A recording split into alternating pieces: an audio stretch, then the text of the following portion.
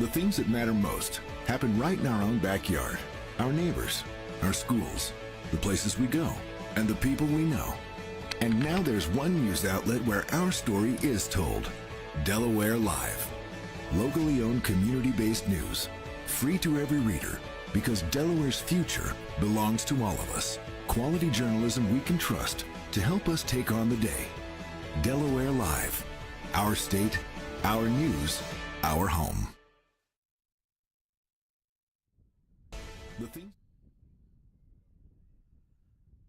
Welcome to Bill Cordry Field here at Cape Henlopen High School for today's softball game between the third-ranked Golden Knights of Sussex Central with a record of 7-1 and the Vikings from Cape with an overall mark of 4-3. Great to have you joining us here on Delaware Live, powered by 302 Sports. I'm Glenn Fraser alongside Shannon Timmons. This is a Benny Mitchell production. And we are going to have a moment of silence before the game today. Madge Layfield, the awesome pitcher for Sussex Central, came out here earlier and talked to Benny and I and informed us. If you'll notice, we'll try to zoom in when we have an assemblance of players on the field. Right now, the umpires, coaches, and captains are at home plate being introduced to each other and going over ground rules. The moment of silence is for the late senior at Laurel High School, Corey Mumford, who unfortunately and senselessly was gunned down at the young age, I believe, of 18. And a great basketball player for the school. We did many of his games. He was the MVP of the recent Blue Gold All-Star game. And many of the athletic teams around the state today, I believe, at least downstate, are honoring the young man and his family. So if you look at the, let's try to zoom in here. The Cape Henlopen, or the Sussex Central girls, they have red and white ribbons in the back of their hair. And that is obviously for the school colors of the Laurel Bulldogs, where Corey Mumford was a senior. And the Sussex Central girls as well. They're back in the dugout now wearing the red and white ribbons. We haven't heard an official announcement yet, but again, they're going to have a moment of silence and then attempt the national anthem, which we had a similar instance occur up at Smyrna High School a couple of weeks ago, where all the athletic fields are kind of adjacent to each other. So we had a lacrosse national anthem, we had a baseball national anthem. Softball didn't have a separate one, but we had a couple, and we were like getting up, getting down, getting up. And we just had the lacrosse field. They played a national anthem over there. That's off to our right as we're out in left field. And they're going to attempt to do that here for the softball team. Well, the Golden Knights, they come in riding a 4-game winning streak. The only loss was to Delmarva Christian, 2-1. That was earlier in the season. As I bring in my broadcast partner, Shannon Timmons. Shannon, we saw 3 very good pitchers on Tuesday, Yoder, Laird, and McCathern. Now today it's Layfield and Marsh, and you watched the game Tuesday night after we did our game. You went up to Bear, Delaware to watch Caravel against the Cape girls, and Marsh, he pitched a pretty good ball game. Yeah, Abby threw really well the other night against Caravel, kept their timing off a little bit, and they struggled to get the ball in play. And that game decided by a 3-run home run by Kendall Brown, the center fielder from Caravel. So, one hit basically decides the fate there. So Abby threw real well. I'm going to expect to see that again today. She does a nice job mixing her pitches. And obviously, Madge Layfield for Sussex Central, who just, as we understand, picked up her 600th career strikeout Tuesday versus Nandua in their win. So she's continues to be a dominant force in the circle for Sussex Central. So again, a good pitching matchup. I feel like we say this every time that we're on air, but the pitchers really have been dominating throughout the state. And as we expect early on in the season, but it will be a great matchup here today between the Cape Vikings and the Sussex Central Golden Knights. I think we're now getting local photographer Dan Cook out to second base. He came out here and talked to us. He said, I'm not going to mess you up if I come out to second base. And I said, no, why would you do that? I think we're about ready to have our moment of silence in honor of the late Corey Mumford. So we'll hold off of talking about any more during our pregame show.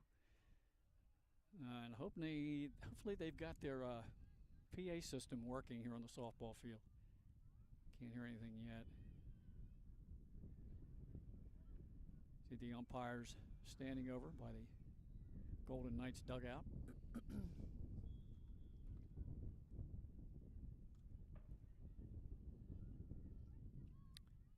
The Cape players.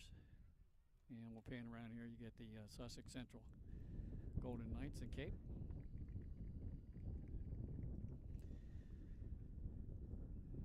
All right, so now they're going to announce the starting lineups and the players for the ball game.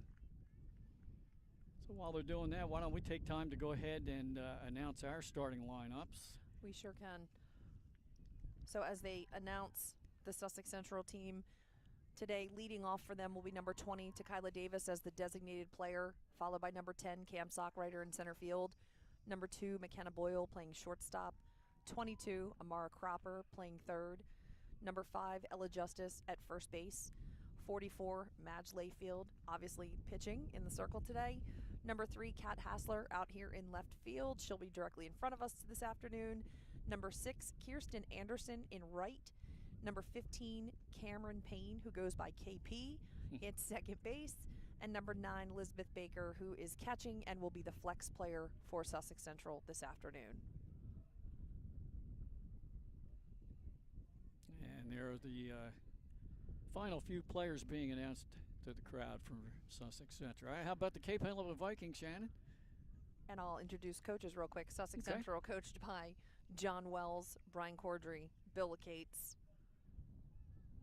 And we're going to move on to Cape Henlopen next. Starting lineup for Cape today, number 20, Bree Windish, playing center field. 21, Abby Marsh in the circle, pitching for the Vikings. Number 6, batting third, Ava Calciano, playing shortstop. 15, in the four-hole, Olivia Heers, playing third. Number 17, Jalen Slater, will start behind the plate catching. 23, Natalia Roundtree in right field. Number 7, Ava Simeone in left field. 22, Hayden Hudson over at first base. And number 3, Milena Bueller starting at second base for the Vikings. And I can just barely hear the PA announcer now as he is going through the players list. There's Hayden Hudson just touching home plate. Also the standout basketball player here at Cape Henlopen. Cape is coached by Mike Tack, Chad Heers, and Chuck Hudson. All right, now as the coaching staff makes their way out to the third base line, now is when we're going to have the moment of silence in honor of the late Corey Mumford, young man from Laurel High School.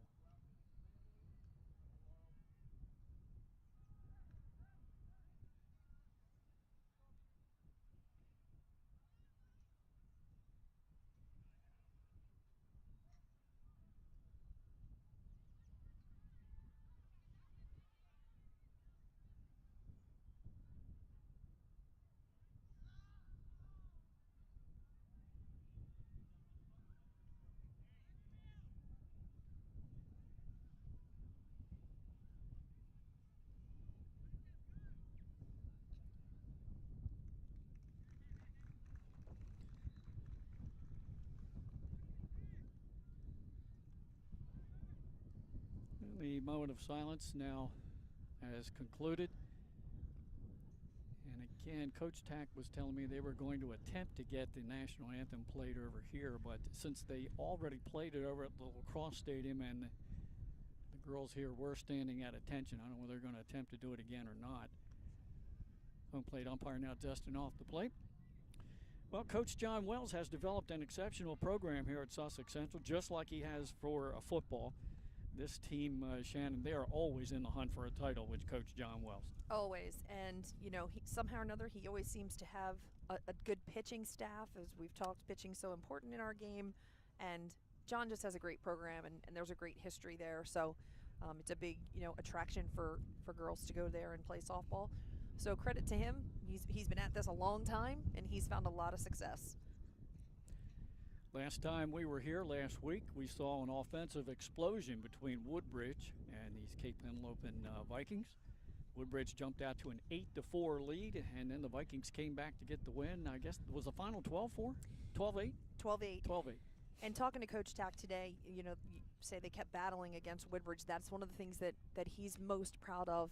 Cape's still relatively young, a lot of sophomores. Most of these kids did start last year as freshmen, so they have a year under their belt, but he's really excited to see the way that they battle, and they never really pay attention to what inning it is. They just keep going to work, and that's something that we had established last year, and he's following up with certainly this year, and excited to see how they just work and work and work through all 7 innings.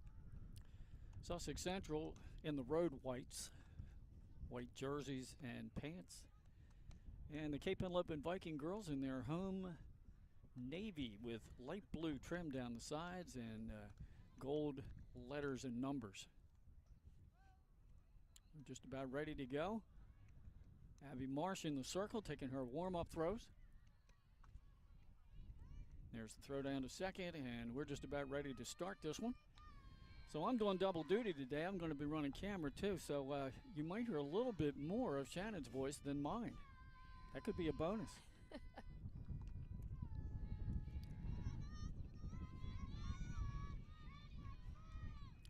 So Marsh in the circle is just about ready to go against the leadoff batter for the Golden Knights. To Kyla Davis, who is their designated player.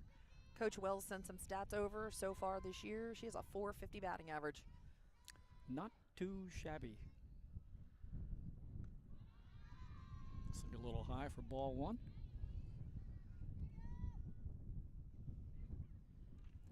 If you were with us viewing the game Tuesday at Delmarva Christian, you heard us talking about the blustery conditions. Ooh, what a drive. Almost took the camera offline. Nice shot, line drive right up the middle. We were talking about the blustery conditions. Well, we could hear the wind more in our headsets than you could viewing the program. So hopefully the same thing here today, Cape. Brings to the plate number 10, Cam Sockrider, center fielder for Sussex Central.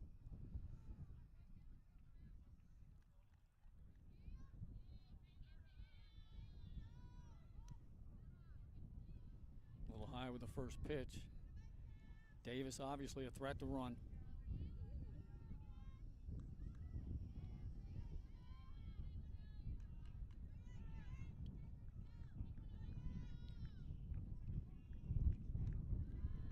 High for ball 2. So Marsh falls behind here to the 2-hole hitter. And that is what she did not do at Caravel the other night. She worked ahead of her hitters, as we saw with Yoder and with Laird and McCathern in that Apo Delmarva Christian game. 3-0 count now.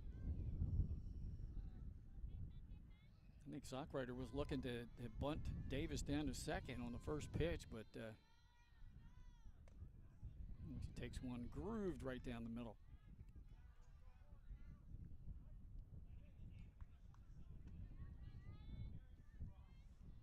Three 3-1 count.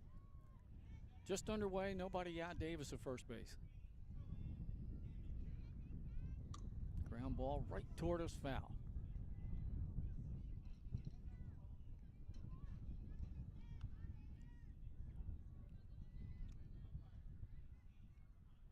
So the count's full now. She battled her way back.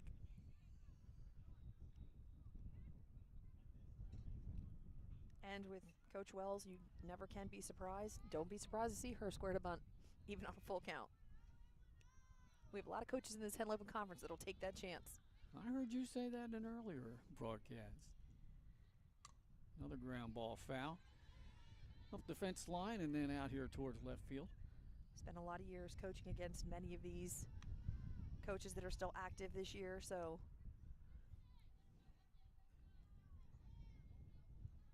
Ava Simeone fielding a couple of foul balls here in front of us. Oh, she changed up and just good defensive swing there by Sockrider. She recognized that change of speed in time just to fight it off.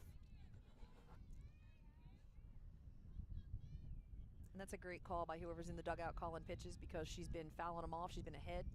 Try to change the timing up. Oh, she drives that one. Right to center. Catch is made. Davis retreats to first. And we have an out here in the top half of the first inning. That'll bring to the plate number 2, McKenna Boyle, the shortstop for Sussex Central today. McKenna Boyle's a captain, a 2-time returning All-State player for Coach Wells. Swings right through Marsh's first delivery for a strike.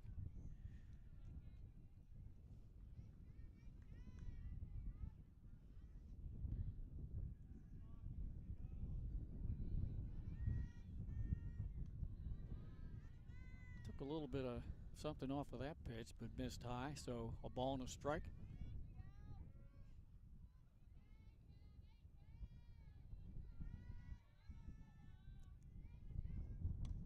That's up on the right side. The first baseman gathers it, and we've got 2 outs after the initial leadoff hit. And talk about Coach Wells and Sussex Central. They've been in the championship game the last 2 years. Unfortunately for him, he's going up against Randy Johnson and Caravel, and he's come up on the short end of the stick. Yeah, 2 years in a row. So we'll see. They've started off well so far, and we'll see what they can do to get to the tournament. They're one of those teams that is always in the hunt towards the end of the season, and he just has to figure out a way to get over that hump if it is Caravel again or if it's Delmarva Christian. Right. So or somebody else.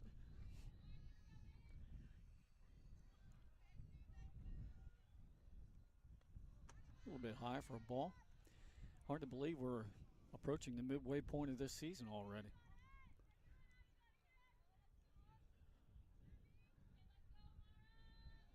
So 2 balls, no strikes to Amara Cropper, third baseman for Sussex Central. Out in front of that one, fouls it back. I think with the pitching we've seen so far this year, it's going to be a tough run into the tournament and even tougher to get to the finals. No, I agree. Here's the 2-1 pitch. Oh, nice delivery right down the middle. Again, took maybe a Nice little bit off. change-up. Yeah, good movement on that pitch. Deuces are wild. 2 balls, 2 strikes, 2 outs. Number 22 at the bat.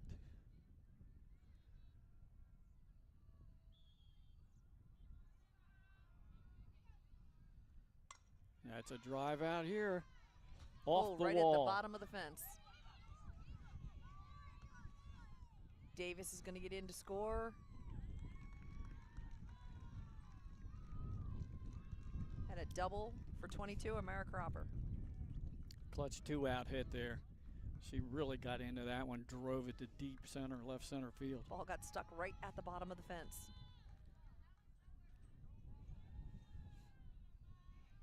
Nice hustle by Ava Simeone here in left field to get to that quickly. Brings Ella Justice, the first baseman, to the plate.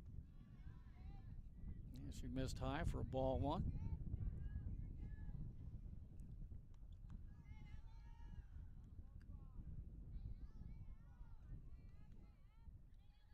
Another windy day at the beach.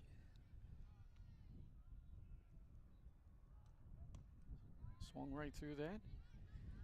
Evens up the count at a ball and a strike. 2 outs here. Runner at second base for the Golden Knights. Top half of the first. They already have jumped out on top 1-0. And after seeing that double by Cropper, note from Coach Wells today, she has 5 doubles on the season. Ella Justice at the plate. Ground ball right back to the pitcher over to first. And that will, oh no, she dropped that one.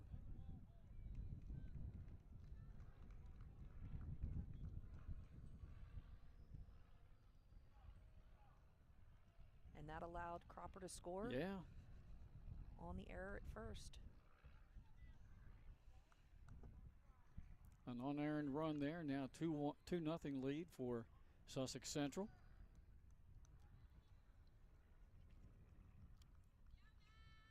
Brings 44, the pitcher, Madge Layfield, to the plate.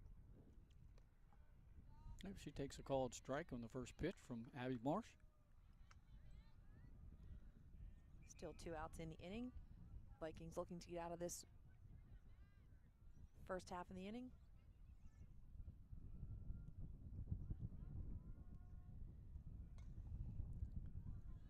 picked up and out of play, back behind the Golden Knight dugout, first base side. 0-2 count on Layfield.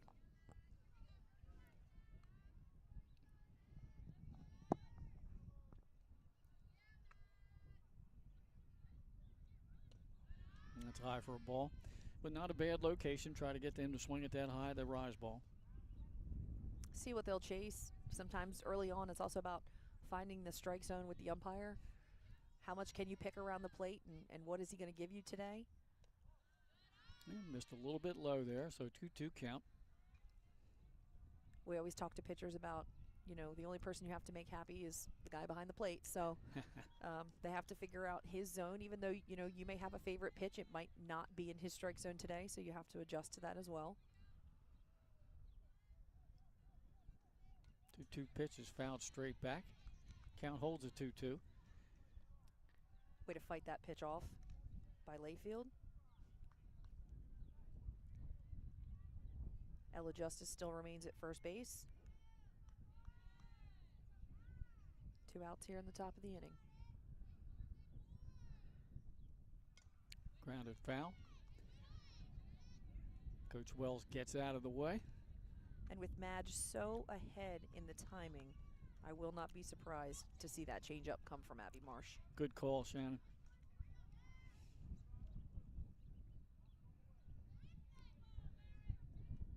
Nope, ground ball. Up the middle, fielded second base. Over to first, that's the final out of the inning. Couple of runs, though, in the top half of the first for the Lady Golden Knights as they score with 2 outs, both runs, to take a 2-0 lead. With Cape coming up to bat here in the bottom half of the first. We'll keep it right here at Bill Cordray Field. Let's take a look at our top 10 coming into this week. Number 1, Delmarva Christian, that we saw Tuesday with a 9-0 record. We have at 7-0 St. Mark's at number 2. Golden Knights at 7-1, ranked 3rd. Caravel 3-1, ranked number 4. Napo holds on to number 5, even though they suffered their first loss to the Royals on Tuesday. Then we have Milford at 6 at 7-1. The Bulldogs from Laurel 8-2 at number 7, followed by Indian River 5-3 at 8. Smyrna at 5-4 at number 9. And yet another Henlopen school at number 10, the Polytech Panthers at 3-3, and they earned that spot by beating Middletown the other day to knock them out of the top 10. And I know we talked the other day, some of these teams, I think it's hard to rank them necessarily because they're just beating each other. So a lot of these teams have just one loss, but it is to somebody else that's in this top 10. So it's going to be interesting to see how this sort of progresses as the season goes on. Some of them have had an easier part of the schedule here early on, and they've picked up some wins where some schools may pop into the top 10. You know, they've had a little bit of a tougher run early on, and we'll have to see how that comes to fruition for some of these teams in the top 10, whether they stay or whether they fall out. But Polytech's been a little bit of a surprise. Milford's been a little bit of a surprise this year so far, so congratulations to those teams for playing so well early on. And just outside of the top 10, I always list about 3 or 4 teams that I'm keeping an eye on. One is DMA at 4-2. Padua Academy, which has a very good pitcher up there, and I believe they're 4-2 as well. I have to check my standings. Also keeping an eye on the Reese Founds and the Middletown Cavaliers, as they are 4-2 as well.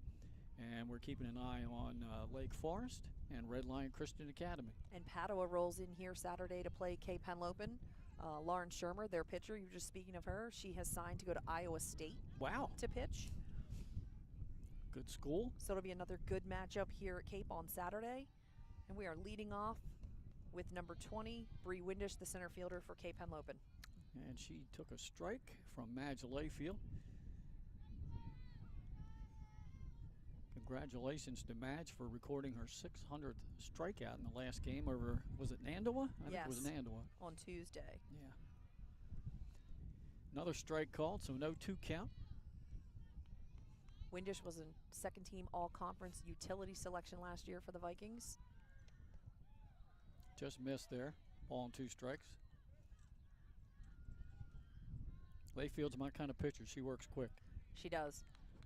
She doesn't take much time between pitches, and she has a quick arm circle. So her delivery, that ball gets on top of you in a hurry. Swing and a miss and a strikeout to start out the game for Madge Layfield. Brings up the number 2 batter. Abby Marsh, the pitcher for Cape. Now, how did the Cape Henlopen girls do Tuesday night at the plate, Shannon? You know, they struggled a little bit early on, but they had to get the timing from Zenitis down. And Abby actually had a ball that bounced off the fence and got a double late in the game, put Cape in the position to threaten to score. They just couldn't seal the deal. But they were putting the ball in play. Obviously, Caravel has a great defense, so if you don't find a gap, you know, they're going to make a play on you. There's a bunt. Played down nicely. Throw down to first. Just got her by about a half of a stride. So 2 up, 2 down. Brings us to the 3-hole hitter for the Cape Henlopen Vikings. Great bunt attempt by Abby Marsh. She has some speed on the bases, and it's a nice attempt there to try and bunt for a base hit. Sure was. She deadened it nicely. Brings the shortstop, Ava Calciano, to the plate. And she swings through a pitch for strike 1. 2 outs here in the bottom of the first.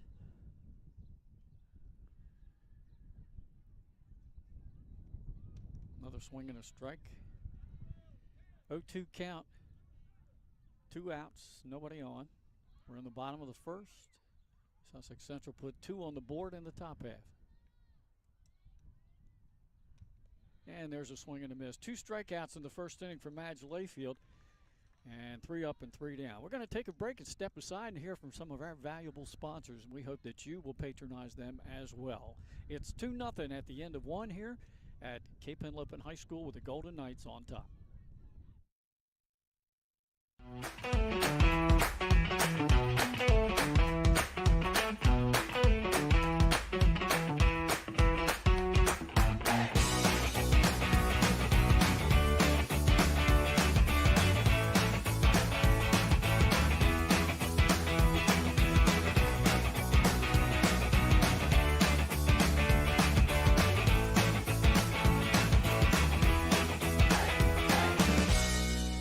For 15 years, our company has been building homes in Sussex County, Delaware. We offer a completely comprehensive program for our customers that makes building a new home enjoyable. At Capstone Homes, we have access to lots in our amazing communities or through our realtor partners. Visit with our team of professionals for a completely comprehensive experience. We can handle absolutely every part of building a new home for you and your family. Create your new home. Create a Capstone home. We are back here at Bill Cordray Field, top of the second inning here at Cape Henlopen High School, with the Golden Knights ahead 2-0. Abby Marsh ready to deliver. Leading off with Kat Hassler, left fielder. Called strike. She's a 3-year starter for Coach John Wells at Sussex Central. DP'd the last 2 years, earned herself a starting spot in left field today. That one's low for a ball. 1-1 count. It's always nice to see players that maybe have to come up and work a little bit, mature into starting positions, you know, and they work and they earn it. So congratulations to her. That one's a little bit high, Shannon. So a 2-1 count from Marsh. Got a lot going on here today at Cape Henlopen High School athletic facilities. We got a boys baseball game going on. There's a foul ball. Third base side. 2-2 count. We got a lacrosse game going on off to our right. And I'm not sure, but we might even have a track meet going on as well. This is typically a pretty busy athletic campus in the afternoons. And the fields are all kind of clustered here together, so easy to catch one game moving on to another. Right to second base. And one quick out here for Cape Henlopen in the top of the second. Yeah, and then we see a lot of other practices taking place. We've got, looks like maybe youth lacrosse off back behind the softball field, and then girls lacrosse off to our right. This brings up number 6, Kirsten Anderson, the right fielder for Sussex Central. She takes a called strike from Abby Marsh. One out here in the top of the second. Marsh has a nice array of pitches to mix in, try to keep these hitters. Shot out here in the left. It's going to go to the fence. There's the throw in. And a stand-up double. I was going to say keep them off balance, but she figured that out just as I was getting ready to say that. Always goes that way. It does. The one-out base runner at second here in the top of the second inning for the Golden Knights. Brings up number 15, Cameron Page, the second baseman for Central. Yeah, KP, coach says. We call her KP. Fouled that one straight back, so 0-1 count. Got a little excitement going on in that Sussex Central dugout over there. The cheers are starting. Ground ball right back to the pitcher. Held the runner nicely and gets the out at first. So 2 outs. Now this is when Sussex Central did their damage last inning, Shannon. With 2 outs, they scored both runs. Yeah, and I know I said Cape's a little bit of a young team. We have a lot of sophomores on the field here. And so it is one of those things that I know Coach Tack is impressing upon them about limiting the damage with 2 outs. So we'll see if they're able to do that today. That was their problem against Woodbridge too. So we'll see if they've made any adjustments. Ooh. Pitch goes over the catcher's head, so moving up to third base as Nakia Copes is at the dish. Oh, excuse me, it's Davis, the top of the order, yeah. They rolled the order. So 2 outs, runner in scoring position at third. Is that McGee running? Can't tell if that's an 8 or a 6. The ponytails throw me off. Or is that Kirsten? It's Anderson still. Okay, so Anderson's still in there.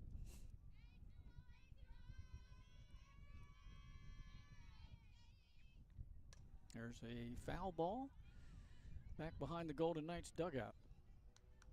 2 balls and a strike.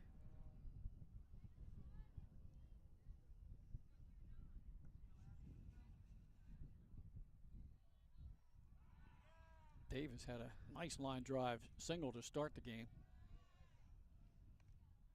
She's ahead in the count now. 3 balls and a strike with Anderson over at third base. It's going to be an important pitch coming up here for Abby Marsh.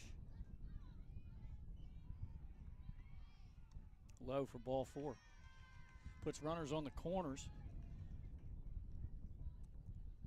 With Cam Sockrider coming to the plate. Had a fly ball out to center field in her first at-bat, and she took Abby Marsh deep in the count.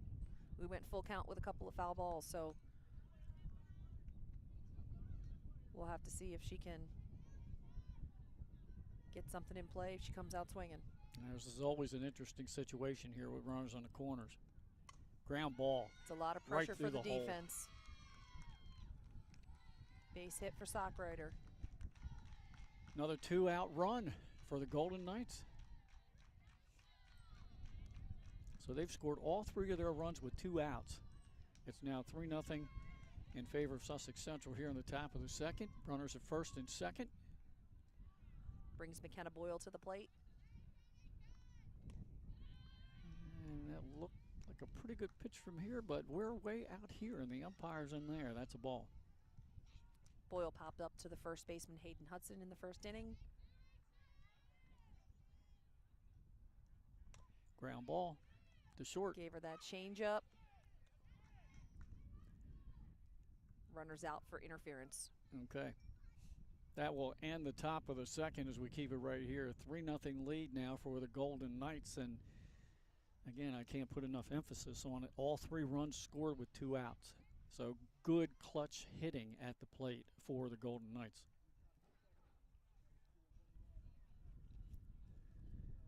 Well, we talked about our top 10. We got a big softball game coming up Tuesday at Caravel Academy as they will be taking on Delmarva Christian. And we hope to have that game for you. Just waiting for official word that we've got the crew covered to do that. And we're thinking that they might do the same thing at Caravel that they did for the Smyrna game that we did earlier in the season, where initially it was set for 6, but they might push it to 7. And they just did that for the game they played with Cape on Tuesday night as well. So I would look for that start time to change to 7 o'clock. Caravel, one of the only schools with lights, so it's fortunate they have that option to push that back. And And I think they push it back for a few reasons. Umpiring, obviously it's easier for the umpires to get there a little bit later on, and it gives the families time to get home from work and then get to the game. I know you had introduced the field here today as Bill Cordry Field, and just a little note, we were able to get the field dedicated to a former coach here at Cape Henlopen. Became known, Bill's a great guy and became known for his coaching abilities here, and just want to recognize his 15-year career here at Cape Henlopen from 1991 to 2008. And in that time, he amassed a record of 221 and 77, making it to the state tournament 14 out of 15 years in a row. Wow, outstanding. Brings Olivia Hears to the plate for the first pitch, and that is a ball from Madge Layfield. So we said Madge works pretty quick in the circle. Yes, she does. And that is difficult for a hitter. They have to be ready when they step in because she is going to deliver. That's in for a called strike. Evens the count at 1-1. Pretty nice day here at Bill Cordry Field here at Cape Henlopen. Not a cloud in the sky. That one's high for ball 2. And I would imagine she's going to be careful here with Olivia Hears. She is Cape's power hitter. Doesn't take much for her to send one out. We got the wind blowing out. And she's going to pick around the plate with Olivia.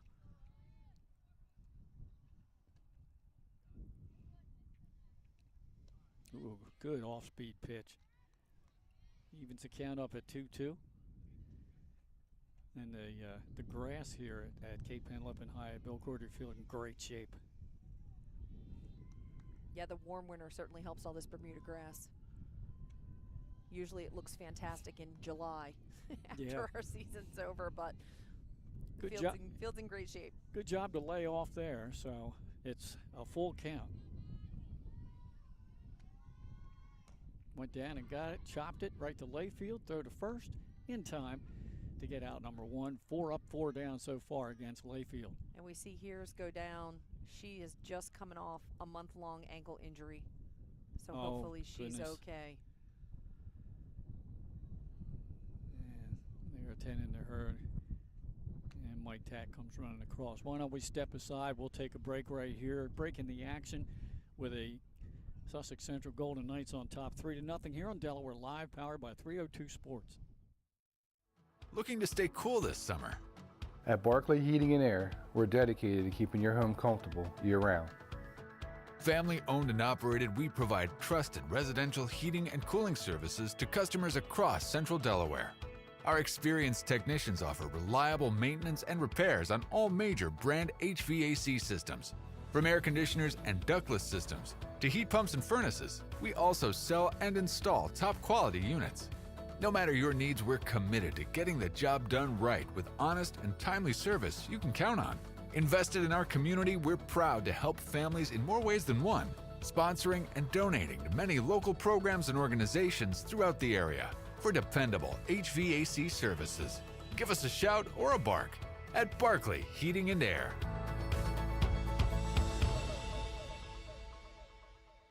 I would always pass by Ferris on Kirkwood Highway, so I knew that they existed. We stopped in the showroom. We just clicked, like from day one. They did a total kitchen renovation for us. Ferris was so organized. They were on top of everything from day one. Always here when they said they would be, always on time, kept to the schedule. The level of comfort speaking to everyone that works at Ferris, they were just super friendly, easy to talk to. It was like they were friends, not, people coming to work on our kitchen. The room is totally transformed from what it used to look like. Well, the good news is Here's got up on her own power and walked off the field, so hopefully it's not too serious. There's a foul ball. This is Jalen Slater, the catcher for the Vikings, number 17 at the plate. Yeah, Olivia has just come off of an ankle injury, been about a month. And her first game back was against Woodbridge. We were here for that game. Always scared to see a player go down like that, so good to see her get up and walk off. It sure was. There's a called strike, so 0-2 count here with 1 out. Slater's another hitter that if she can get a hold of something, she can drive it. That missed low. Ball and 2 strikes. Good discipline at the plate to take that ball with an 0-2 count. That one's high. Evens the count up at 2-2.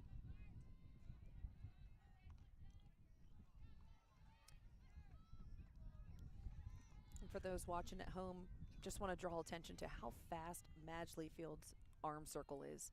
She gets her arm around in a hurry to deliver that pitch.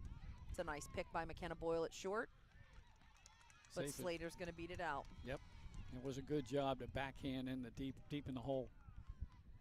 And also to our right over here, Bree Windish is loosening up. That will bring Natalia Roundtree to the plate, number 23, the right fielder for Cape today. That one misses for a ball. So the first base runner of the game for the Lady Vikings. And interesting to see Slater running for herself. Sometimes catchers get that courtesy runner. Jalen is a very smart base runner, so Tack's going to leave her in.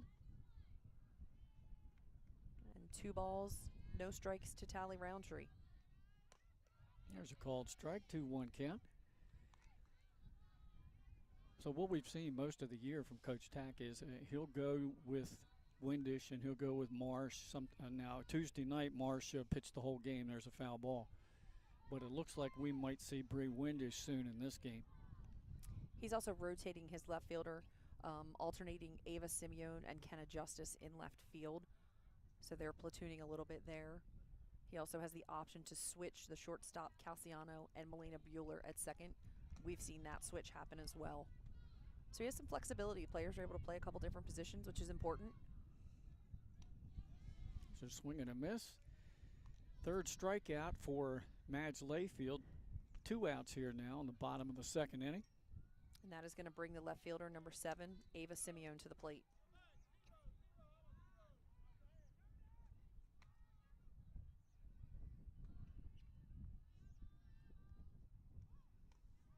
Called strike.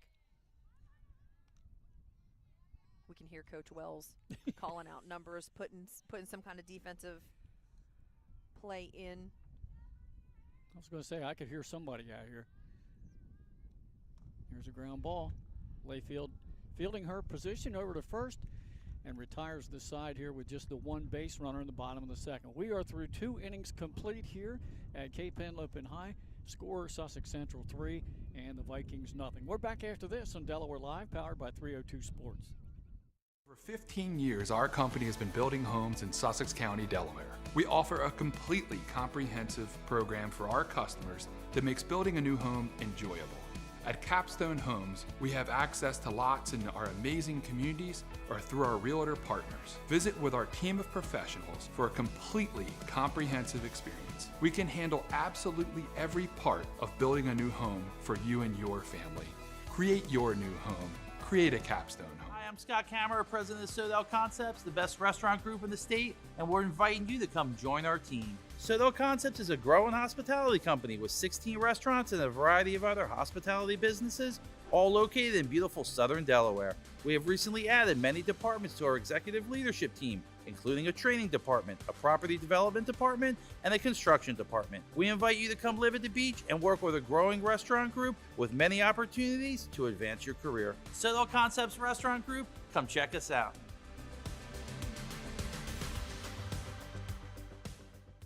Hi, I'm Scott. Getting ready for the 3rd inning here at Bill Cordry Field at Cape Henlopen High School. And have we seen whether Hears has come back out or not yet, Shannon? It doesn't look like it. It looks like Bree Windish is coming in from center field to take a few reps at third. Okay. 'Cause right now she's standing in the circle with Abby Marsh. So we'll have to see. Looks like Kenna Justice may be coming into center field for that switch after the injury to Hears. And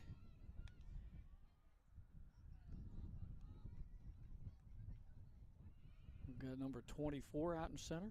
That's Kenna Justice. Okay.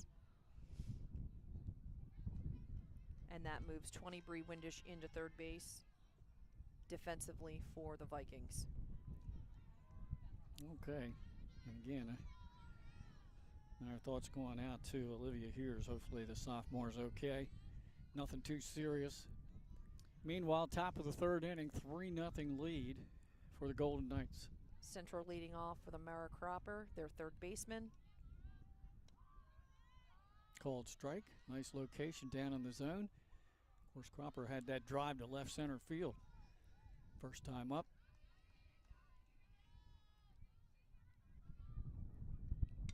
Foul ball, out of play.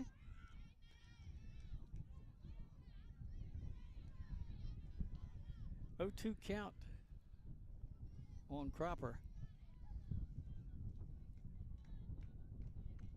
So what kind of pitch they dial up here for Abby Marsh? I know I want to say it's going to be a changeup, but she fooled me last time. Whoa, she brought the heat. She's that bringing time. heat. Just missed the ball and 2 strikes. And I keep wanting to call that changeup because they're so far ahead. Yeah. The timing is the key, and the change of speed can throw that timing off. So And that missed low. She did a little dance step to get out of the way of that one. Evens the count of 2-2.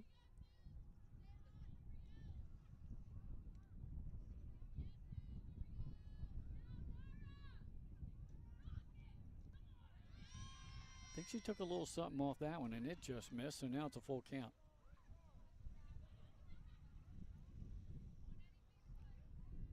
Payoff pitch coming up.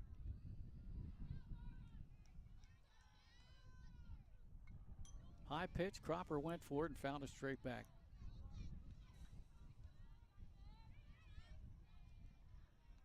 We got some other action going on today around the softball world here in the first state. Apo, who we just saw suffer their first loss to Delmarva Christian on Tuesday, they're playing Wilmington Charter today. And that one's low for ball 4. Cropper is on for the second consecutive time. brings Ella Justice to the plate, the first baseman, who found her way on with an error at first base. Gets a signal from Coach Wells down there in the third base coaching box. I guess he's in the box. I know you third base coaches. You're not really in the box that much. It's a teeny tiny little box. It's hard to stay in there. As I look here, the way they've striped it out, they only put like a 90-degree 1/4 of a box out there. Misses high, so we got a 1-1 count here. I used to ask him not to put one at all so I could roam anywhere I wanted to go. We're in the top of the third inning. Nice Whoa. change up. Yep. Great pitch by Abby Marsh. That puts her ahead in the count now. Ball and 2 strikes. Nobody out. Cropper at first. 3-0 Golden Knights batting here in the top of the third inning. Oh, what a shot. That's through the right side. And the runner, Cropper, holds at second. First 2 batters on here in the top of the third inning for the Golden Knights. And that is going to bring the pitcher, Madge Layfield, to the plate. Grounds it out to the second baseman in her first at-bat. So after going deep in the count, too. So, Coach, her job here is to move those runners up to second and third. Absolutely. Put them 60 feet closer to scoring position. See if she swings away or sacrifices herself. Ooh, tough pitch to bunt, and she just got the metal on it, or aluminum in this case. Composite these days. I can't believe the price of bats. Oh my gosh. They are expensive. I played slow pitch competitive softball for over 40 years, and I don't remember a bat costing a fraction of what they are now. That's high for a ball, 1-1 count. So what happens mostly in the high school softball programs? Do they come up with any kind of money for equipment, or is it on the players to get their own bats? There's a budget, but I will say most of these girls are playing travel ball. They have their own bats, sometimes 2 and 3 of them. So little dribbler back to the pitcher, but she is going to advance the runners. As we just said, she did her job. helped her own cause. Runners at second and third with one out. And just kind of fought that pitch off, so runners in scoring position, one out, top of the third inning. Little meeting at the mound here for Cape. It's going to bring number 3 left fielder Kat Hassler to the plate.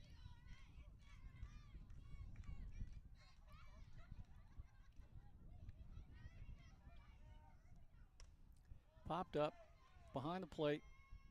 Oh, the catcher got all twisted around there, but good attempt. Can't quite come up with it.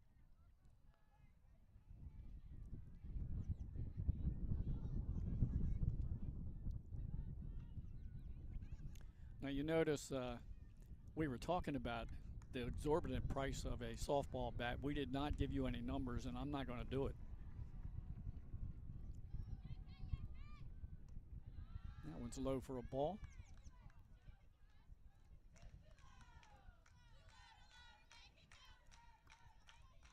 No, that is definitely one expensive piece to playing this game.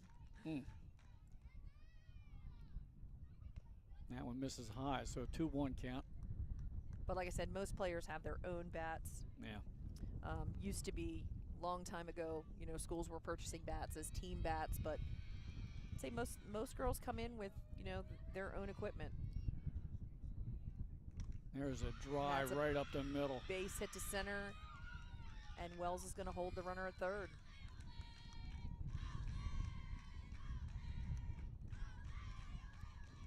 But that makes it 4-0 with one out here in the top of the third inning.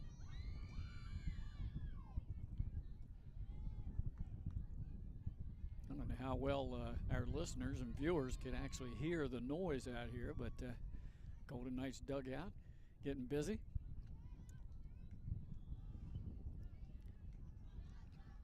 So first and third with one out. Kirsten Anderson at the plate. Takes a ball.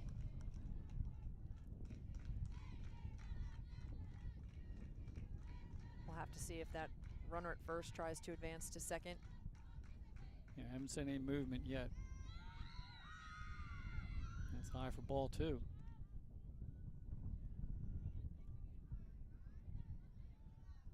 Anderson had a double out to center field in her first at-bat in the second inning.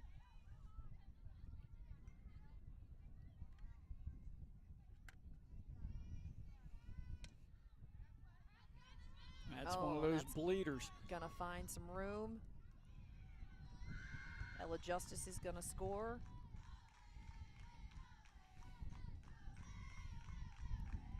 So first and second now, still one out. Now it's 5-0.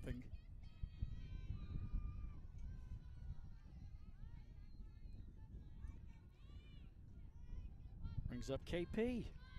So Hassler on second, Anderson on first. Payne at the plate. A bunt attempt, just foul. Yep, straight back.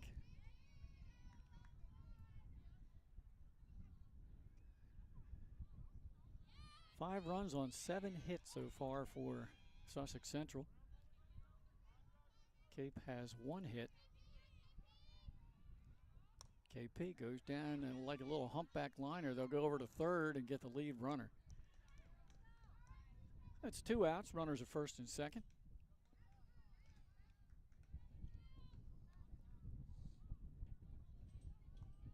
Nice play by Ava Calciano at short. Little flip over to Bree Windish at third for the force. And that is going to roll the order over. Back up to Tekyla Davis. Had a single, walked her last plate appearance. Fouls that straight back for a strike. So when you take a look at the Henlopen North, Shannon, obviously this visiting team, Sussex Central's, you got to start there. After that, I mean, gosh, you got Smyrna, you have Polytech. Caesar Rodney lost Peyton Shields to an injury. So maybe those are the top 3 teams, and then I'm not sure after that we might be talking about this Cape team. I agree, and don't count out Sussex Tech. They always seem to be able to put a good season together.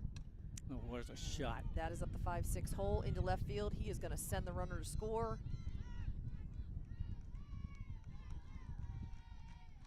So Anderson scores. 3-run inning so far for Sussex Central. They have doubled their output of the first 2 innings. 6 runs on 8 hits now. And we're going to get a meeting at the mound for Cape Henlopen.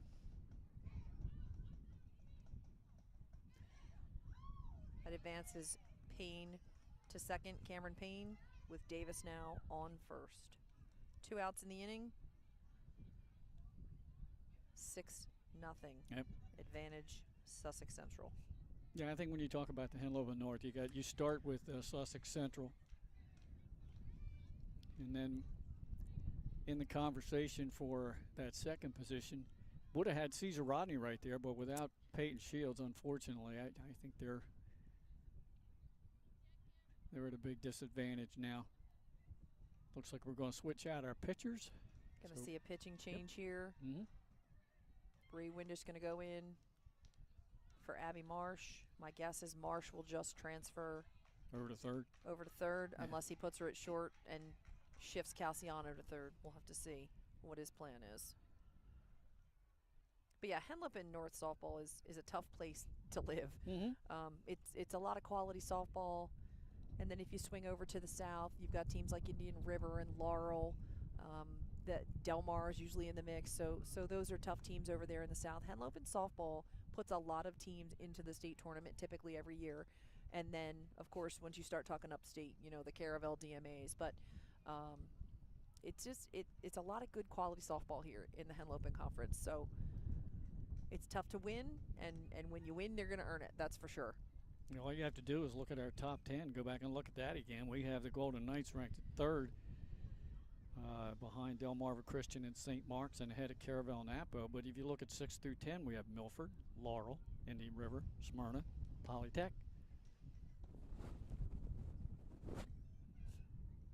It's a strong top 10 with a lot of Henlopen teams. And again, maybe not too far off of that number 10 spot, Lake Forest. They're having a pretty good year. A lot of young players on that team. They are very young. All right, we've made the switch. And indeed, Marsh will go to third. Windish in the circle. Brings up number 10, Cam Sockrider. With 2 outs here in the top of the third inning. Runners at first and second. Yep, and she has flied out to center and has a base hit to the outfield. Ground ball. It didn't take Marsh long to get into the fielding action. 1 pitch, 1 out, and Golden Knights go down here in the top of the third, but they add 3 runs, and they now lead 6-0. Cape coming up here to bat in the bottom of the third inning, trying to get something going against Madge Layfield. Yeah, and they haven't gotten all the way through the order yet, so we're going to see the 8-9 hitters for Cape and roll that order over, and we'll see if the top of the order can't do something with their second at-bat. Sometimes it just, takes a minute to get in there and look and see how she's throwing today and figure out spins. And I know a lot of players will, even if they're not successful, they go back in the dugout and they talk to their teammates and try to help them out. So we'll see how they adjust, and if they're able to adjust to get some runners on. And certainly been an interesting start here. Again, hoping Olivia Hears is okay for the Vikings. That shift, it takes a really good softball player off the field. It takes a good hitter. She's definitely a leader for that team. So when you see players like that, come off the field, it can definitely affect, the whole culture and the whole vibe. So we are going to lead off with number 22, the first baseman, Hayden Hudson. Cousin against cousin. Yes. For bragging rights, maybe, in the family. Yeah. I'm sure the last couple of years, Hayden's just a sophomore, right? She is. Yeah. She and is. Madge is a junior. Hayden had a very good year in basketball. Yes, she did.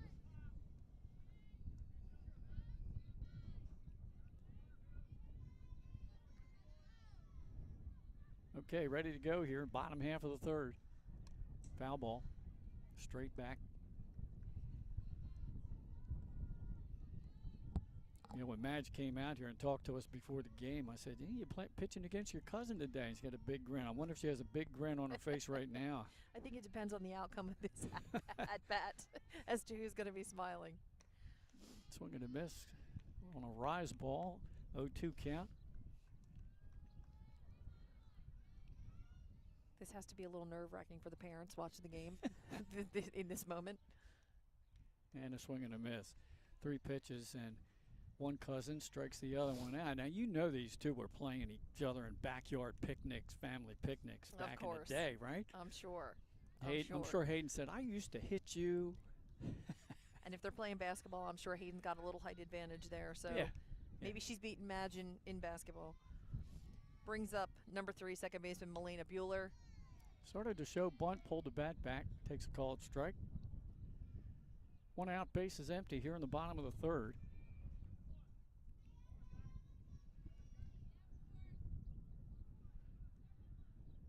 See if the Vikings can't get something going here. There's a bunt attempt, pops straight back and just out of the reach of the catcher for the Golden Knights. It's a nice hustle by the catcher, Elizabeth Baker, who's in that flex position today, catching. We're just not seeing her in the order to hit. Both catchers have had some tough plays like that today. They have. 0-2 count. Yep. Now Baker stands up, now gets back down in the crouch position. Called 3rd strike.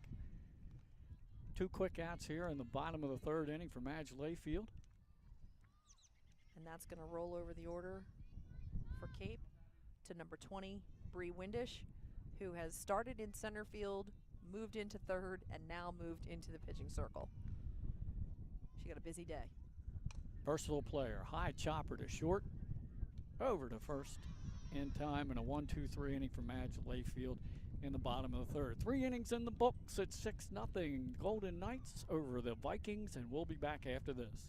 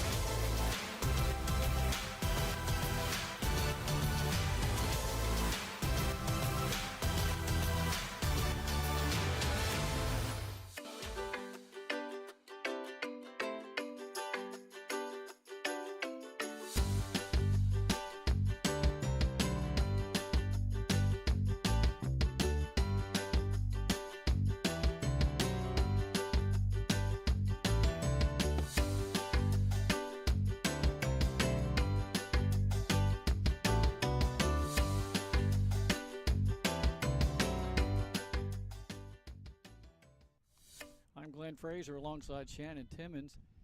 We want to thank you for joining our live stream today on Delaware Live, powered by 302 Sports and a Benny Mitchell production.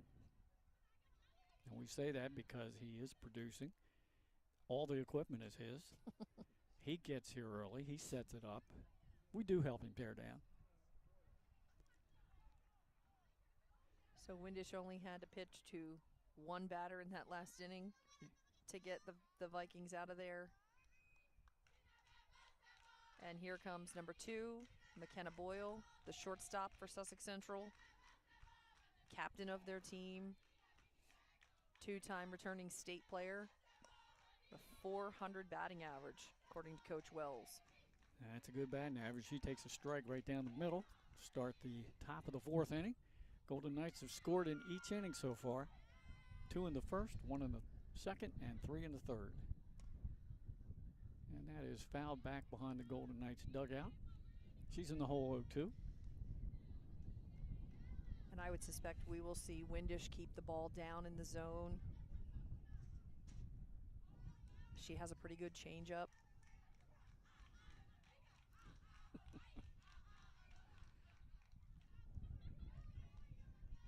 It's taken for a ball outside. Let's zoom in on that Golden Knight dugout. I was going to say, they're there. having fun in that There we dugout, are. aren't they? See them over there?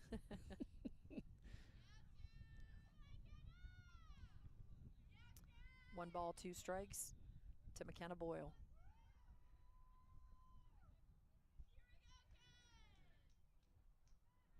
Windish in the circle. Ooh, got her reaching. First strikeout for Windish, and 1 up, 1 down here in the top of the 4th inning. Brings up the third baseman Cropper. She's had a day so far. She's had a double. She walked. She scored 2 runs. She has taken pitchers deep in the count. See how she adjusts to Windish in her first at-bat, seeing her. Called strike inside part of the plate.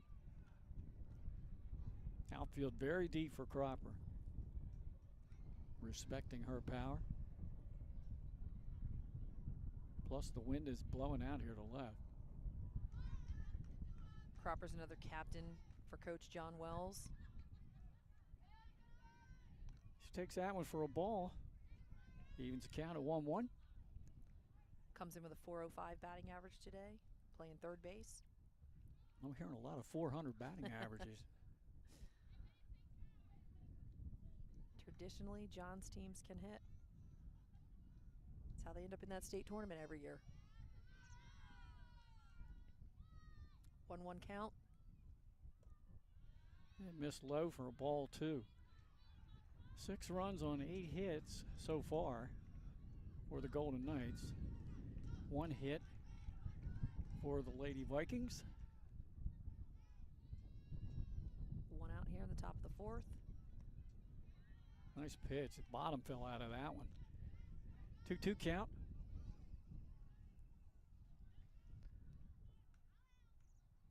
Windish will rely on that drop ball and a changeup. Kind of keep hitters off balance with the speed, keep it down in the zone. Oh, off-speed pitch. Pop up. First baseman calls and has it. So 2 up, 2 down here in the top of the 4th inning. Bree Windish trying to retire her 4th consecutive batter. Going to bring Ella Justice, the first baseman, to the plate. She's been on twice, had a single through that 3-4 hole last inning. Yeah, the senior popped that one up and behind home plate and out of play.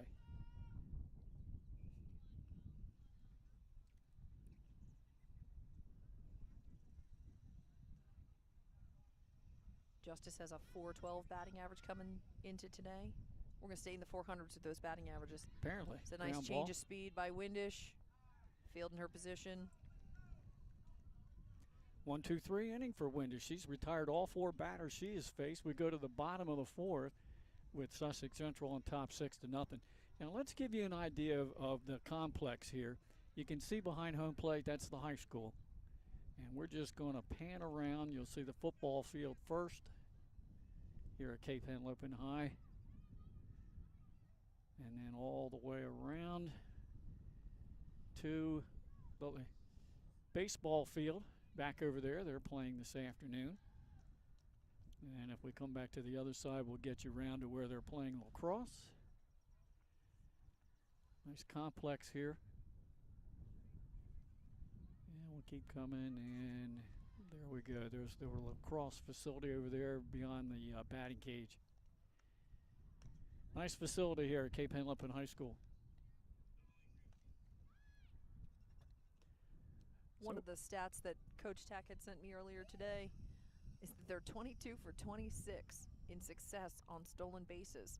So I would love to see them get some runners on and Good. see if they don't continue that streak. Good percentage. They were able to pick up a couple extra stolen bases at Caravel the other night. Brooke Holdsworth catching for Caravel. She's a great player. Yes. And they were able to run on her a little bit. So it would be nice to see them get some runners on, put some pressure on the defense, see if they keep that streak of stolen bases alive. Bring in Abby Marsh to the plate. He's fouled that one straight back for a strike. 368 batting average, 6 RBIs, 6 walks. 3 of those stolen bases are hers. And speaking of Coach Tack, we got a little inside information on coaching. We might have to release some of that tale a bit later on. We might. He thought he was being cute and funny, sending me his stats and his information. I asked for player information, and he gave me some information on himself. So Well, I promised him that I would share that at some point in time during the broadcast. That's high for a ball, 1-2 count. Here in the bottom of the fourth inning, we're halfway through this ball game. Sussex Central trying to improve to 7-1. That one's low for a ball, 2-2 count. And the Vikings are trying to stay above 500. They come in with a 4-3 record. 2-2 count to Marsh. Swing and a miss. Is that strikeout number 6? It is. Madge Layfield, one out here in the bottom of the fourth inning. Brings Ava Calciano, number 6. Now her father is a Major League Baseball scout Yes, he is. for the Boston Red Sox. Calciano went down on 3 pitches in her first at-bat. Let's see if she makes any sort of adjustment. I'm thinking the umpire was signaling that's outside I think so. for a ball, and it is on the scoreboard, 1-0. Ava has some speed if they can get her on base. One of the only lefties in their lineup. Good rip at that one, a healthy cut. 1-1 count.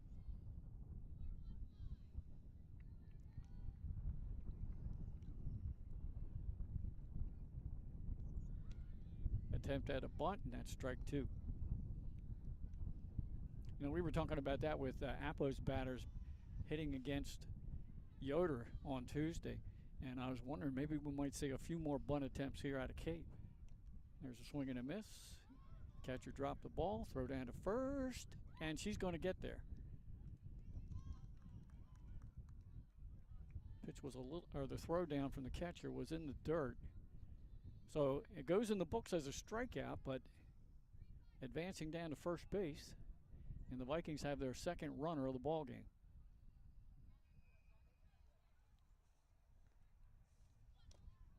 It's a called strike. This is Kenna Justice, who moved out into center field after the shift had to happen, bringing Bree Windish into third.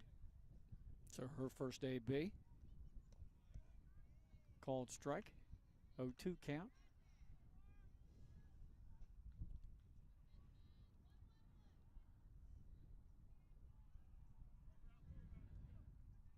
Cassiano at first with 1 out.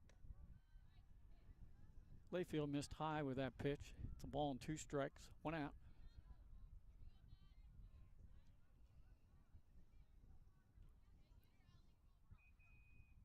There goes Cassiano, and she's in. Yep. Successfully, so here I am standing here watching the player and not giving you the camera view. My apologies. So what's that, 23 out of 27? Yes. Wow, that's a great steal percentage.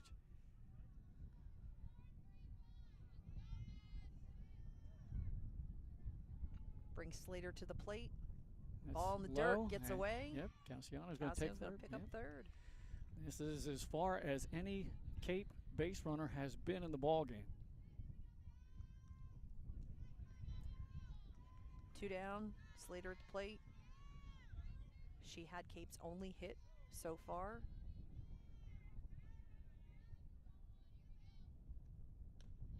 And that one's taken for a strike. Evens the count at 1-1.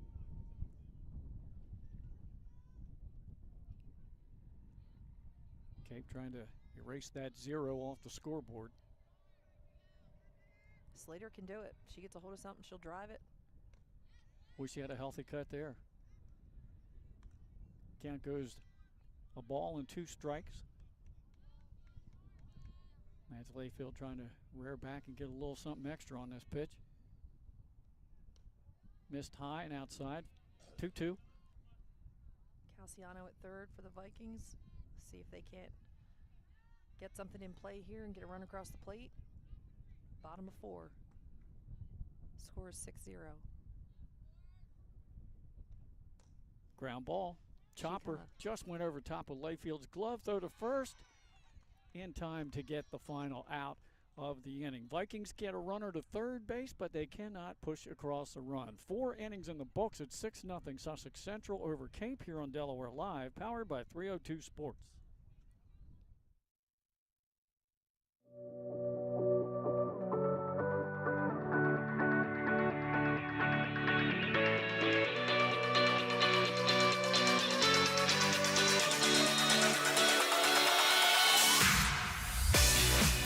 I'm Chef Hari Cameron.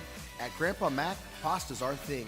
We serve quality food fast that's not fast food. We make everything in-house and serve something for everyone. We're open 7 days a week for lunch and dinner. Follow the noodle to Grandpa Mac.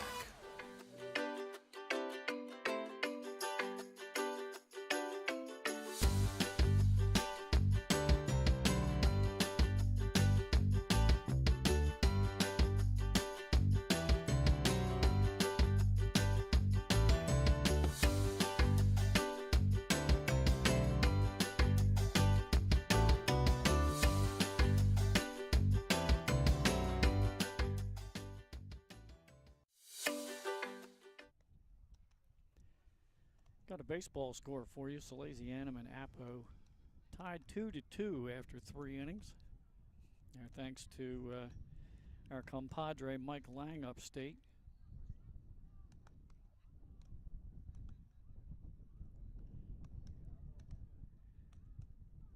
So far in high school baseball this year, I mean, it's up in the air. We have DMA ranked number 1 in our poll, but and they're playing Conrad today after we had them both on the Buffalo Wild Wings show last night.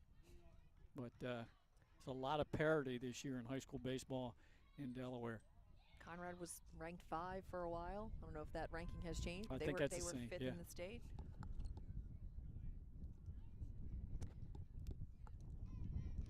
So top of the 5th inning here at Bill Cordry Field is going to bring Madge Layfield, the pitcher from Sussex Central, to the plate.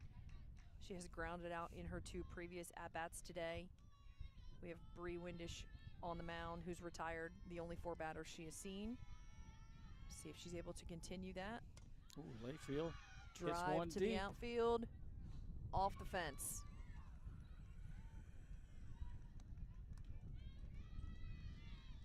And she holds Layfield to a single. There's that Sussex Central dugout there. And my guess is we're going to see a courtesy runner as we see Coach Wells go to the umpire.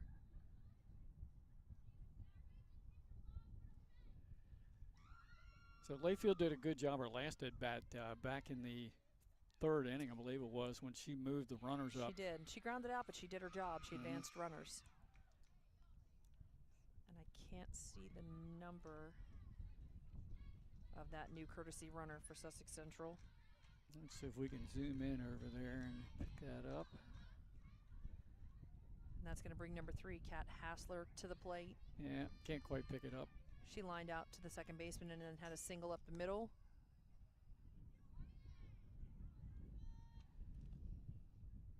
We'll get the name of that courtesy runner to you as quickly as we can pick up that number. Pitch is high for a ball.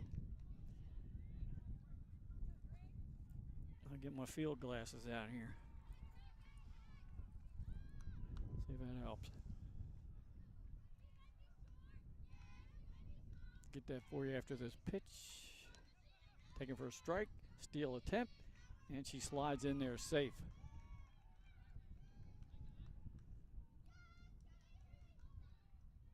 Pitch was a called strike, so the count will be 1-1 to Kat Hassler. Base runner's just positioned in a certain way where you can't see the number. And we're too far away for the PA.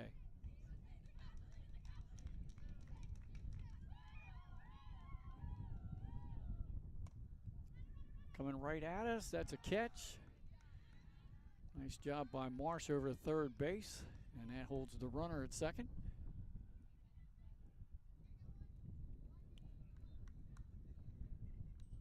Give us 1 out, top of the 5th inning. Runner at 2nd, bringing Kirsten Anderson, the right fielder, to the plate. She's got a double and a single today. She has scored 2 of their 6 runs.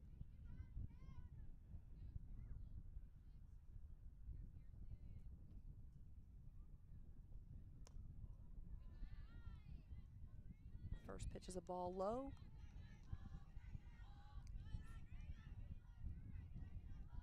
Again, I don't think we'll see a lot up in the zone from Windish. She'll keep it down. She'll use a change of speed. All right, the base runner is number 7. So that's Avery Savage, a freshman.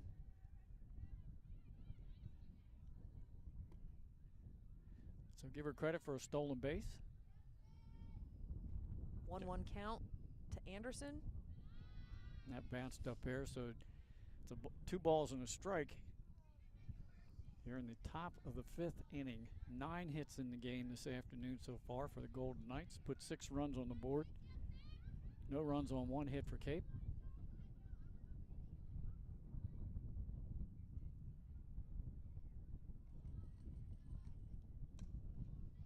And that's out of play over towards the Golden Knights dugout. 2-2 count.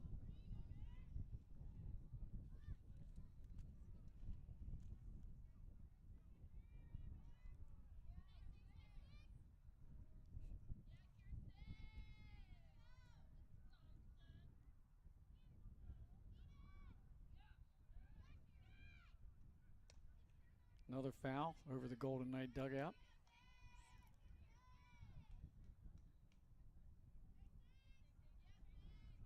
Anderson taking some good cuts here. Bray's done a pretty good job coming in relief so far. I believe that the runner at second in for Layfield, that was the first hit he's allowed. It was.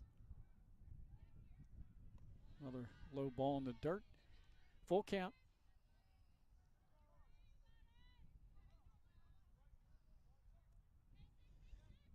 She's worked ahead of most of her batters she's faced today, too. Savage is the runner at second base. Anderson shot. Oh, almost picked off by Savage at third base, but couldn't quite hold on to that one. Just kind of tipped off Abby Marsh's glove. It's going to put runners at first and second with 1 out gone here in the top of the 5th inning. And it looks like we've got a pinch hitter.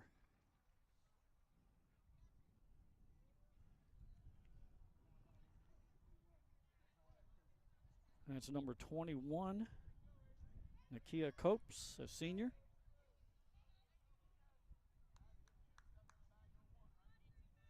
Coach Wells says he uses her as a pinch hitter often. She's got good power. Umpire's getting a change, make sure he has that on his tablet. Puts the protective gear back on. So 1 out. We have Anderson at first. Savage, the pinch runner for Madge Layfield, at second. Copes at the plate. Down low for a ball.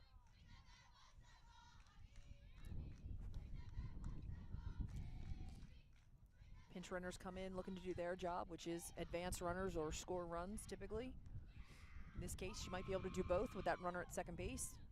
Base hit can score a run.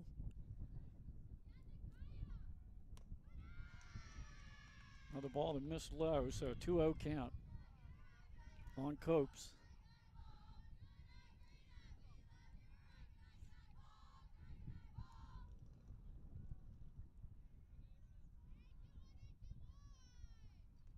And that one misses low, so the count goes 3-0. Tough situation for Cape right now. Just 1 out, 2 runners on, 1 in scoring position, and 3 balls and no strikes to a batter. That's in for a strike. I think Copes was taken all the way. Yeah, Windish has thrown several balls in a row, so makes sense to take that pitch, see if she can find the zone again.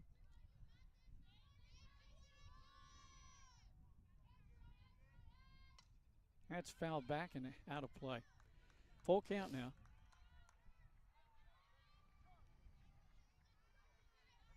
Good work for Windish to come back from the 3-0 count.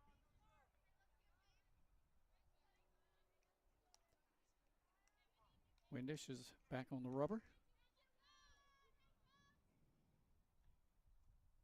And there's a drive and a base hit out here to the left.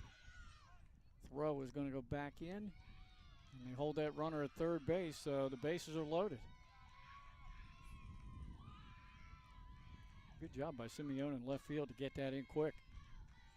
And great job by a pinch hitter, Nakia Copes. It's a tough position to be put into. Yeah. You didn't really warm up with the team. You've been sitting around for a few innings, and then coach calls your number and says, "Hey, let's go. You know, let's get the job done." So, great job by her. Yeah, good at bat. She ran the count 3-0 in her favor. Fouled off a pitch and then came back with a good swing. Senior for Coach Wells. Bases loaded, 1 out. This actually makes it easier on the infield. You've got to force anywhere. And a good contact hitter at the plate, the leadoff batter, Davis. That's a called strike, 0-1 count on Davis. 10 hits now in the game today for Sussex Central. Popped up in the infield. That's an infield fly. Batter's automatically out. That's 2 outs in the inning. That's a big out for the Vikings. Credit to Bree Windish to get her to pop that up in the infield.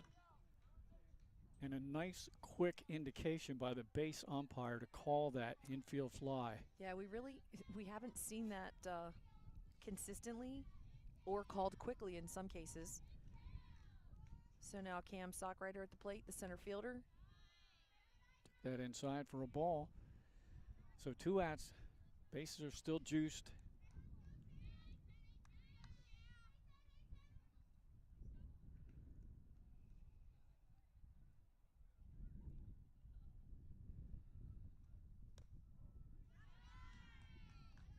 And that was just missed outside. 2-0.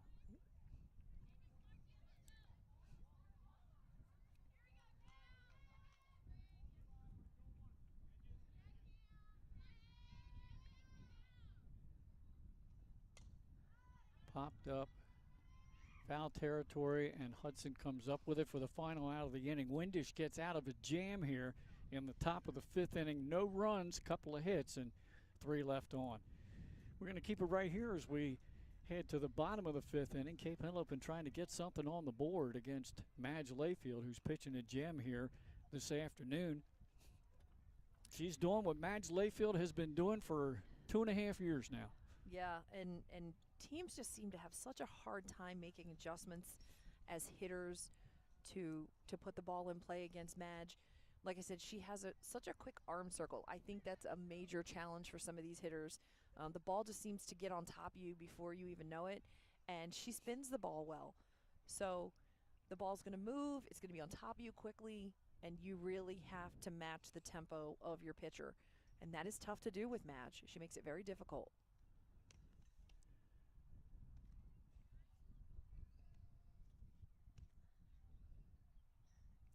We head to the bottom of the 5th inning. Who do we have leading off We'll here? have number 23, the right fielder, Natalia Roundtree, followed by number 7, the left fielder, Ava Simeone, and then 22, Hayden Hudson at first base. And that was a big out she just had for the Vikings to get him out of that inning. Yeah, actually a good job in the circle by Bree Windish there to get 2 pop-ups there to end that inning from 2 very good batters. All right, ready to go here. Bottom half of the 5th. That one's outside for a ball.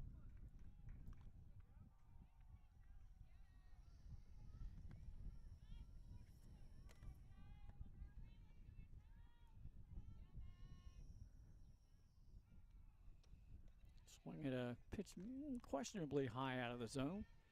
1-1 count.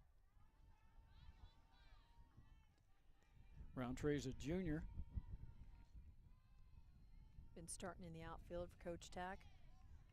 That's a called strike. Well, ball and 2 strikes on Roundtree. Leading off here, bottom of the 5th. That one's too high to swing at. Helping out of the zone, 2-2. Roundtree was at the plate in the 2nd inning in exactly the same situation she's in now. 2-2. See what Layfield comes back with. Right up the middle. Ground ball up the middle. Second hit of the game for Cape Henlopen. And a leadoff batter on here in the bottom of the 5th inning. And Roundtree has some of those stolen bases that we were talking about earlier for Tack. She's had 3 successful stolen base attempts. Won't be surprised as he's given some signs. See if Simeone squares to bunt. She does. And there goes the runner.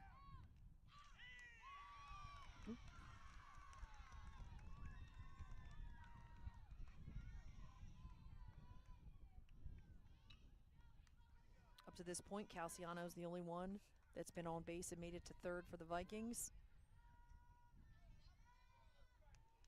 And if I had to guess, the bunt's going to be on for Ava Simeone. Try and push this runner another 60 feet. She can sack bunt and get Roundtree to third. She took a healthy cut there, so it's a 1-1 count. I think she did show bunt on the steal and then pulled the bat back.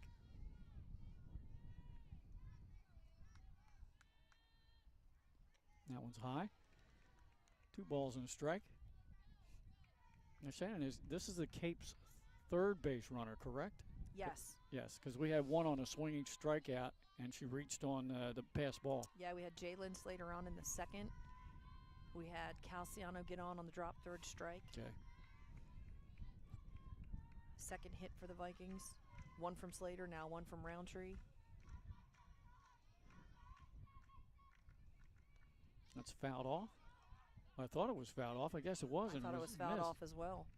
So the base runner advances. Roundtree over to a third with nobody out here in the bottom half of the fifth. Must have tipped off her glove Yeah. for a pass ball.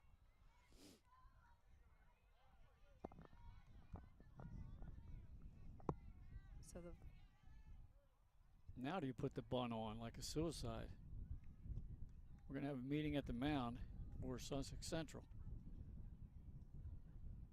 So the Vikings threatening here in the bottom of the fifth. Tally Roundtree, number 23, standing at third. Simeone working up the plate with a 2-2 count. Coach Wells yelled something out to that mound meeting as the players now retreat to their positions. And let's see what, if anything, Coach Tack has on here. 2-2 count on the batter. Called third strike. One out, that brings up Hudson.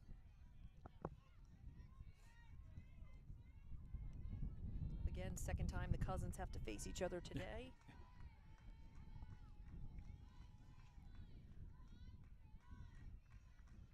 See if Hayden can get the ball in play, score a run. Takes low for a called strike, right at the knees. Madge with 8 strikeouts today.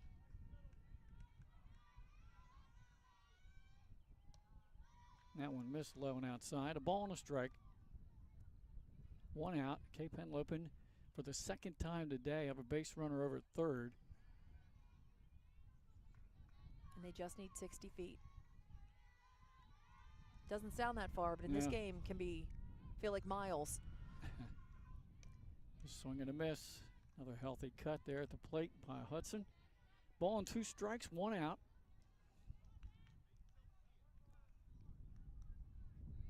Roundtree led off the inning with a base hit up the middle. Wells just talking to Madge. There's a swing and a miss, and now number 2. 2 down is going to bring the second baseman for the Vikings, Melina Bueller, to the plate. Struck out in her first at-bat in the third inning. See if she can't get the ball in play and plate the run. Slap hitter takes those moving steps there in the batter's box. Took that one high, I believe, for a ball. Still waiting for an indication on a scoreboard. And this is not Melina Bueller. This is Eden Frederick. Okay, I thought it might have been number 2. Tough to tell from here, the 2 and the 3. That's a swinging strike. Now, the scoreboard is now 1-1.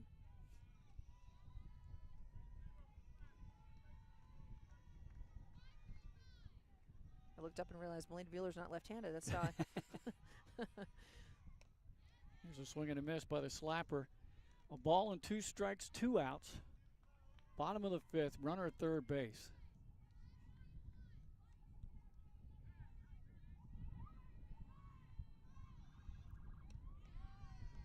And that missed for ball 2. We have all twos across the scoreboard. Yeah, deuce is wild again. Number 2 at the bat. 2 balls, 2 strikes, 2 outs. A lot of sirens going on in the background. Pitch called third strike. Layfield gets out of another jam. We are through 5 innings here at Bill Cordry Field. It remains 6-0 Sussex Central. Back after this.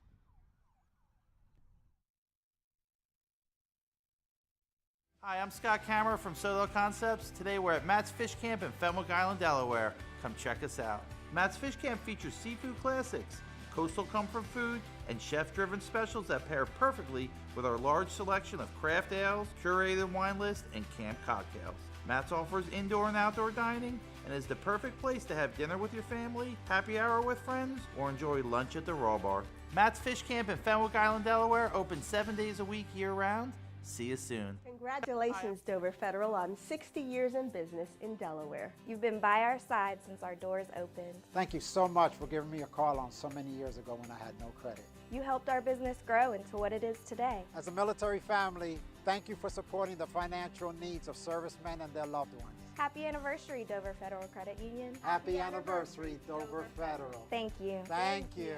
Local people, local decisions, Dover Federal Credit Union. Congratulations. Back here at Bill Cordry Field at Cape Henlopen High School, neither team has been able to push across the run in the last 2 innings. Sussex Central scored all 6 runs in the first 3, so we are now in the top of the 6th with the Golden Knights. 10 hits on the afternoon. They've committed 1 error, 2 hits, 2 errors committed by Cape Henlopen in a 6-0 ball game. And we're round to Miss Boyle again, are we not? Yes, we are. And Layfield has 10 strikeouts on the day. Windish has come in and been pretty successful in relief of Abby Marsh. There's a skied shot out here and caught right in front of us here by Ava Simeone.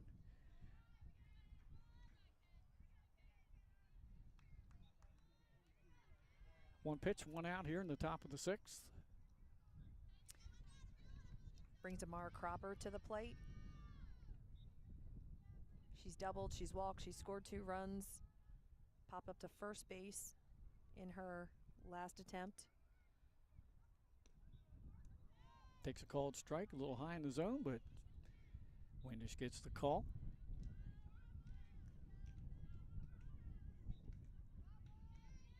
No balls and a strike.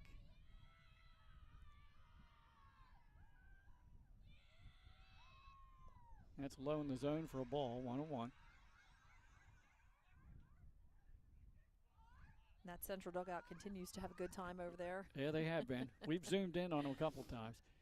We got a tough angle to try to zoom in on the Cape Henlopen dugout, but I don't know whether they've made much noise over there or not.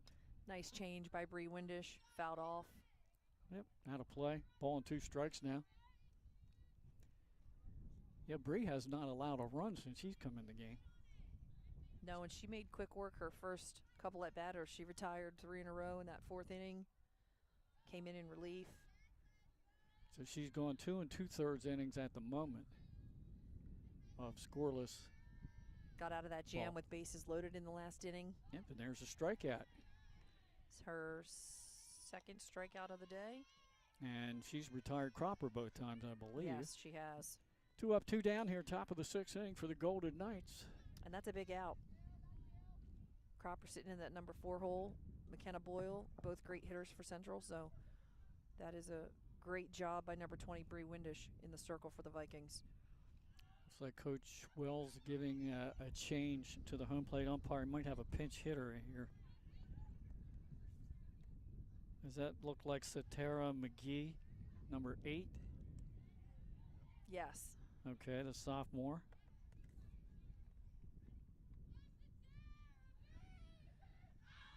Get an AB here.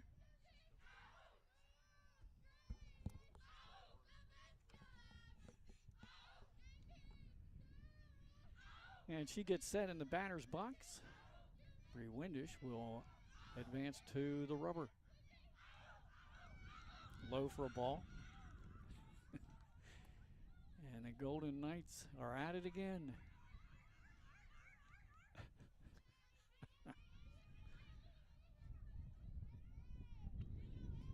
And you know, as you see all that cheering and all that noise going on, you sometimes wonder, you know, what kind of inside jokes there are going on in a team. We may not understand what's going on in that dugout, but those girls certainly do. That's all that really matters. They're having fun. Yep. And that's all that matters.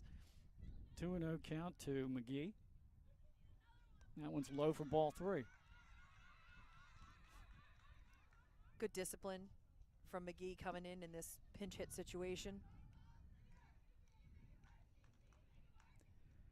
See if Windish can find the zone again. I don't think we've seen too many walks today. Nope. There's one coming right toward us. And foul. Has there been a walk? I don't think anybody has walked. One. Okay. Cropper walked in the third. Okay. For Central. And that's it? And that's it. So Coach Wells gave McGee the green light there on 3-0. She fouled it off. So the count is 3-1. 2 outs here in the top of the 6th. And I got to say, of the games that we've seen, we've not seen a lot of walks. No. Pitchers have been pretty effective. There is a shot comes out here. And a diving attempt made. Did she make the catch?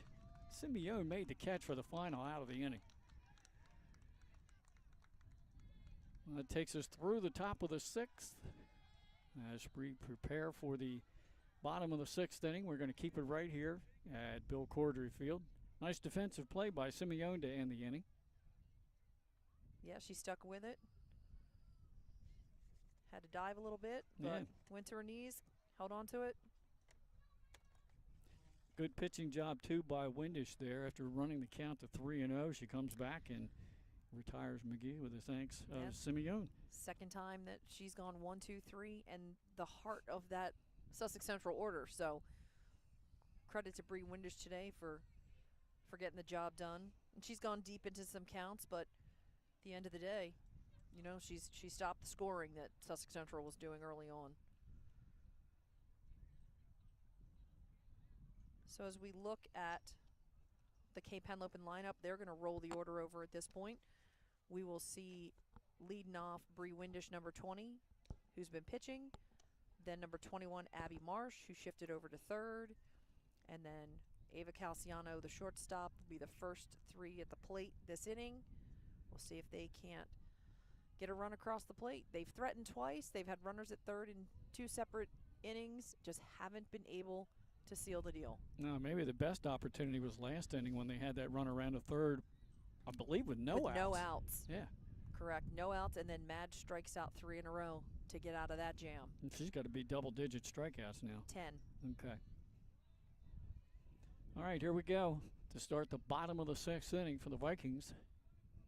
Layfield dealing again today with goose eggs on the board. Bunt attempt is fouled back for a strike.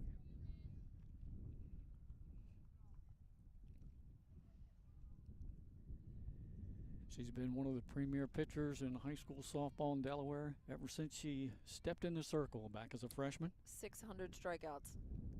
Oh, there's a drive. Oh, what a job getting out there, the infielder. And that was KP, Cameron Payne. Way to cover ground, talking to her right fielder. Great communication, infield and outfield there.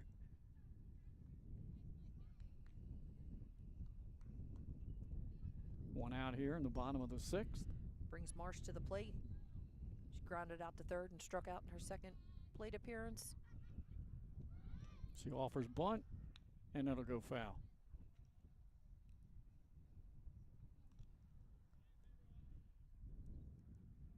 Maybe Coach Tack heard what we were talking about. We had suspected to see a few more bunts out of Appo at the Delmarva Christian game when they struggled to put the ball in play against Kaylin Yoder.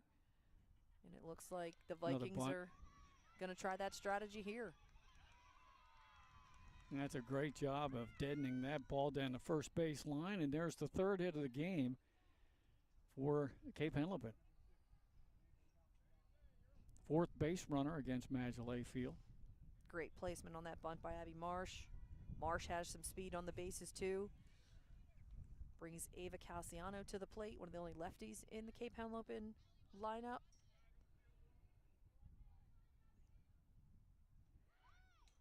Bunt attempt, fouled straight back.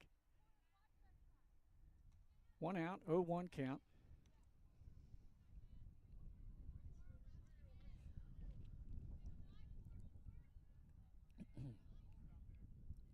We'll see if she doesn't square just a little bit sooner. There we go. Oh. Yep, another foul straight back. Just can't get on top of that pitch to get it down. Madge doesn't make it easy. Well, no, and she throws a great rise ball, and pitchers, you know, if you can understand the situation and know that this is a bunt situation and that's what they're trying to do, the rise ball is very, very hard to bunt. It's got backspin on it. It's hard to get down on the ground, so that's an advantage to the pitchers in this case. I thought she was going to take off on a steal attempt. Started and stopped, and that pitch missed, a ball and 2 strikes. Coach Tack putting in some signs. We'll see if the runner takes off, or he's going to bunt Calciano with 2 strikes. There she goes. There she goes.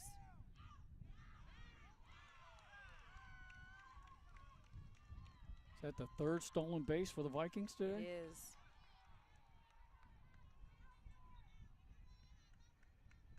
Nice slide by the bag by Abby Marsh to avoid the tag.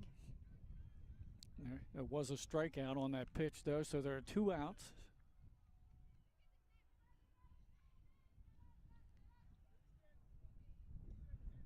So this is going to bring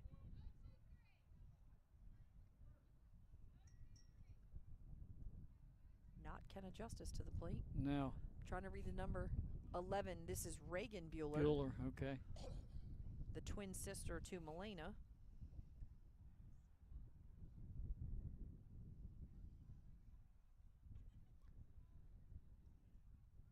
See if she doesn't slap something in play as a lefty. Called strike.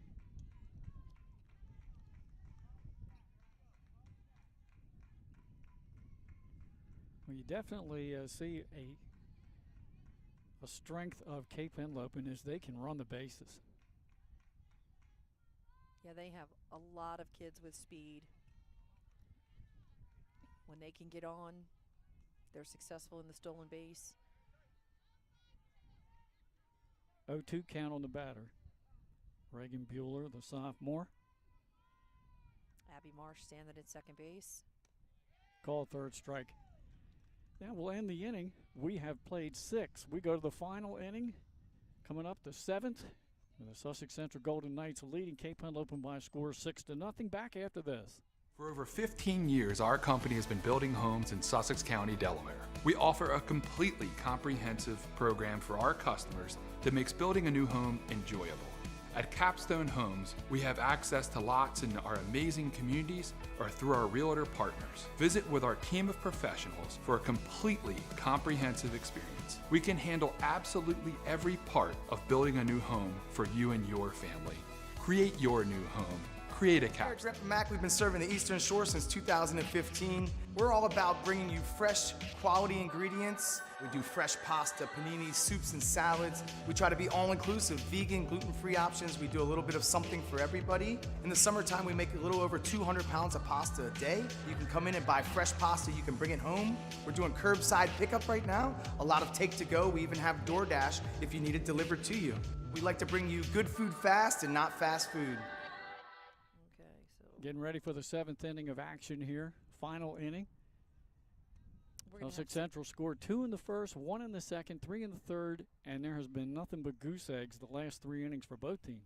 And we are going to see some defensive changes for Cape. It looks like Tally Roundtree is shifting from right to center. Abby Crouch has come in the game into right. And Sophia Ty has come in to play first base. Okay. Eden Fredericks in to play second base. Calciano still at short, Marsh still at third, and Windish still on the mound. And she is in the circle ready to deal to her counterpart, Madge Layfield.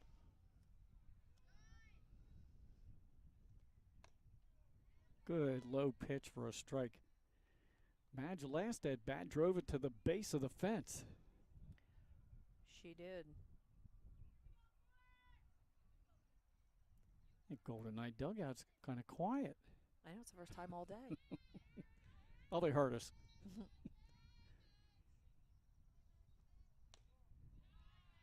That misses and evens the count at a ball and a strike. We're in the final inning here. Third-ranked Golden Knights trying to hold on for win number 8 on the season. They're 7-1 coming in.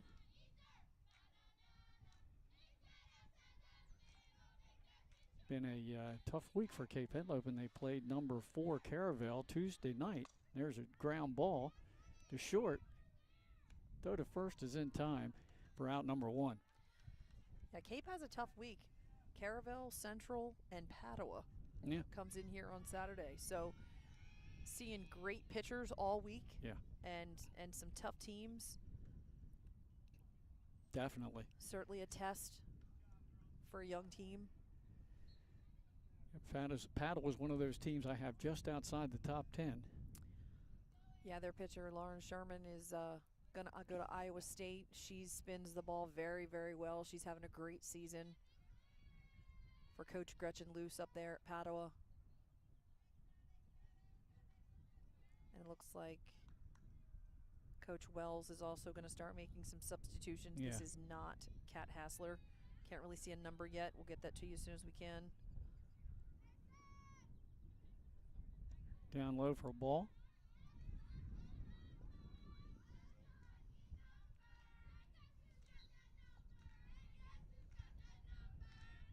Potentially number 7. I think that's what it is.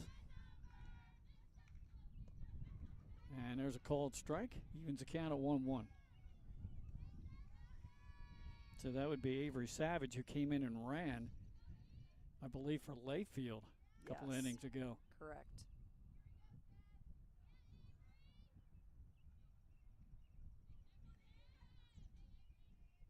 Ground ball, fouled, up the first base side. Ball and 2 strikes on Savage.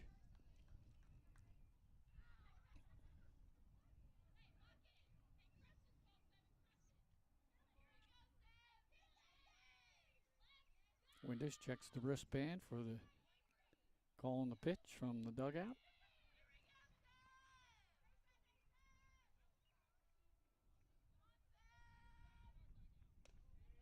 Outside. Count evens at 2-2.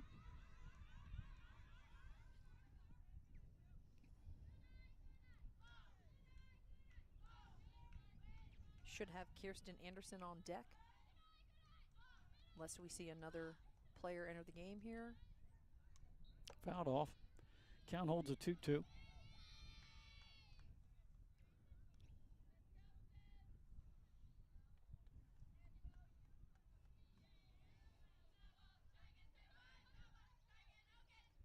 So the next Benny Mitchell production will be back here at Cape on the 29th. That's a week from Saturday. As Cape will take on the Archmere Hawks from all the way up in Claymont. It's a beautiful school. We've played up there several years in a row now. There's a fly ball. And that's Eden Frederick dropping out into the grass to make that catch. Out number 2 here in the top of the 7th. And again, stay tuned to our Twitter and other social media accounts as to whether or not we are definitely going to do that Tuesday night game at Caravel with Delmarva Christian. It would be a top 4 matchup.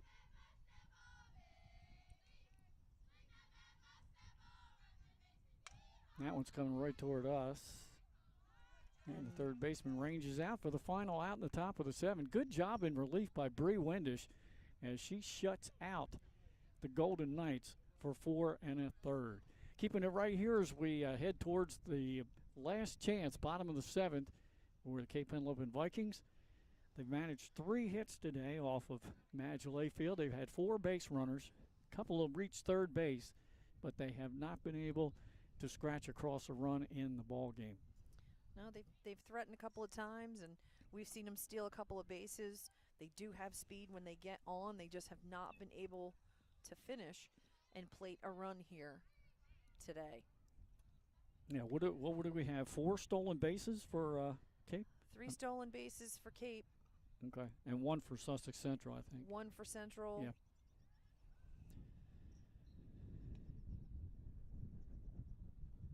Madge Layfield with 12 strikeouts on the day. Seems like about an average number for her. It does. She is headed to face 5, 6, and 7 of the Henlopen order. We'll lead off with number 17, Jalen Slater, the catcher. See Tally Roundtree, who has just shifted to center in that last inning, was a starting right fielder. And then Ava Simeone, who's been productive in left field today, had a couple of nice catches. Yeah, and these first two batters have 2 of the 3 hits. They do. They do. All right, here we go. Last chance for the home Vikings here in the bottom of the 7th. Sussex Central scored all the runs in the first 3 innings. There's a swing and a miss at a high pitch.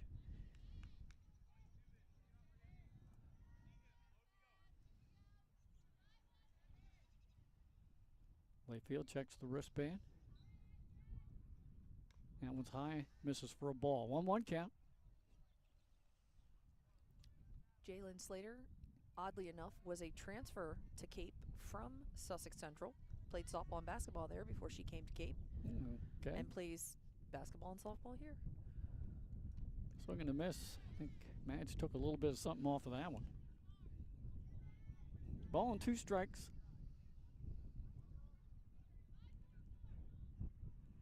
Five, 4-4, whatever that is. I heard that. Ooh, fouled off. I think it hit her. I think it hit her. In the hands. Ouch. So there's a lead runner taking one for the team here in the final inning. Bring Roundtree to the plate. She singled in her last at-bat, stole a base, took third on a pass ball, and unfortunately got stranded. Well, they're checking her upper arm out. I thought it hit her in the hands.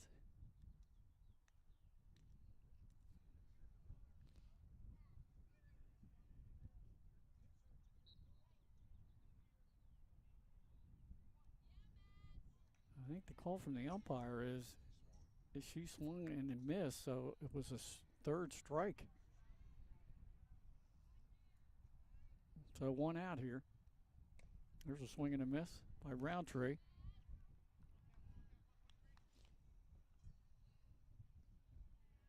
We should mic up the umpires like they do in professional sports. That would be fun. At least we would know what the heck's going on sometimes. Benny says he has that capability. That's amazing. I don't know if those guys are going to want to do that or not. That would be that would be fun. So no 2 count here on Roundtree with 1 out, bottom of 7th.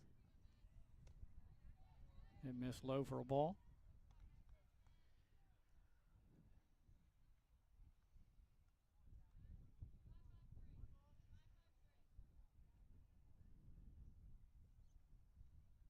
And a swing and a miss. Third strike. Catcher held on. 2 outs. Cape down to their final out now. Madge using that rise ball, getting them to chase and swing through that. So now 14 strikeouts for her, right? This is Abby Crouch at the plate. Here's a swing and a miss at the first delivery.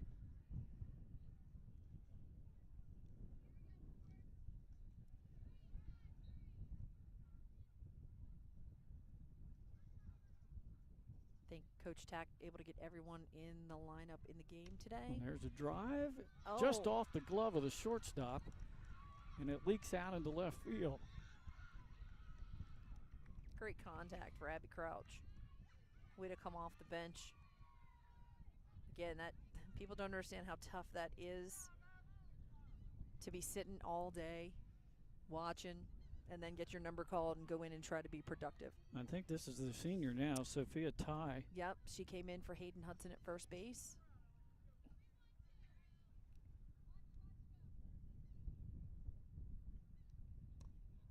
Misses down low, ball 1.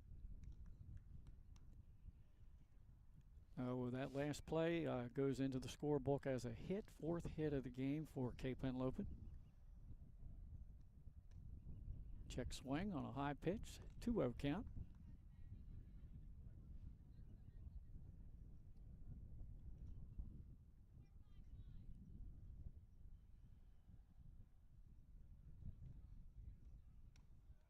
There's a called strike. 2 balls and a strike with 2 outs here, and a base runner over at first for Cape in the bottom of the 7th.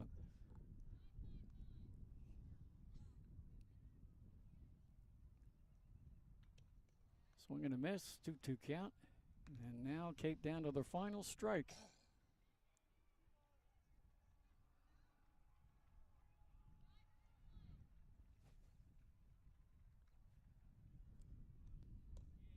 Call a third strike to end the ball game. The 15th strikeout for Madge Layfield to end the game.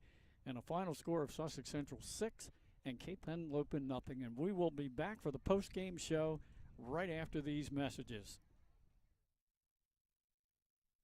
High Five Hospitality, founded in 2004 when 3 guys teamed up to introduce the Buffalo Wild Wings franchise to Delaware. To date, they operate 8 Buffalo Wild Wings in Delaware and Maryland. Also the Stone Balloon and Limestone Barbecue. And let's not forget Expectation and 5 Jersey Mikes throughout Delaware. High Five Hospitality's mission is to operate 5 brands that serve high-quality products with exceptional hospitality.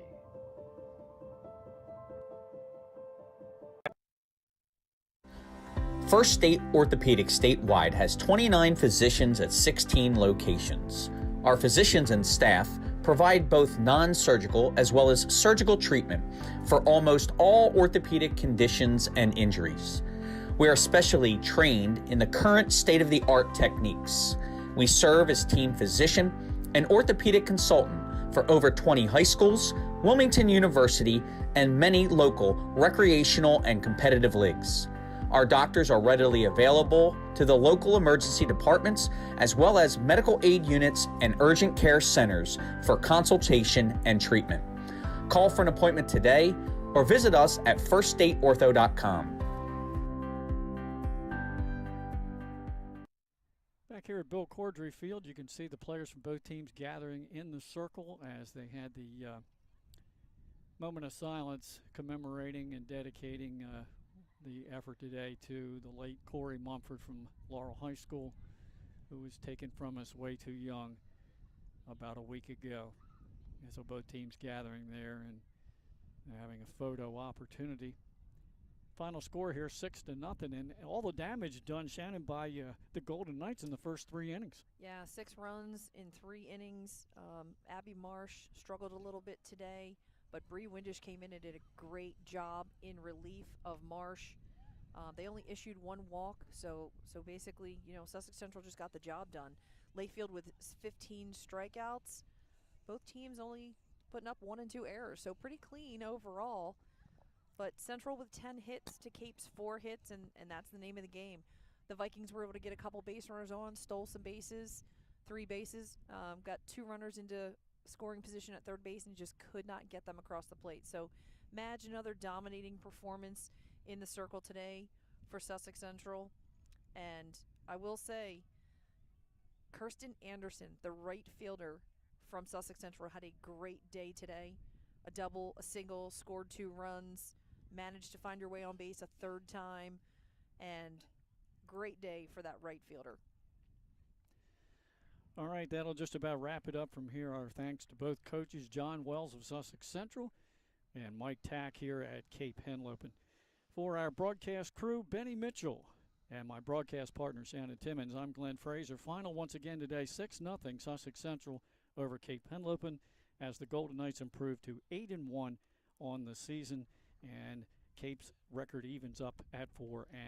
Thanks for viewing our live stream here on Delaware Live, powered by 302 Sports. That matter most happen right in our own backyard. Our neighbors, our schools, the places we go, and the people we know. And now there's one news outlet where our story is told. Delaware Live. Locally owned, community-based news. Free to every reader, because Delaware's future belongs to all of us. Quality journalism we can trust to help us take on the day. Delaware Live. Our state, our news, our home.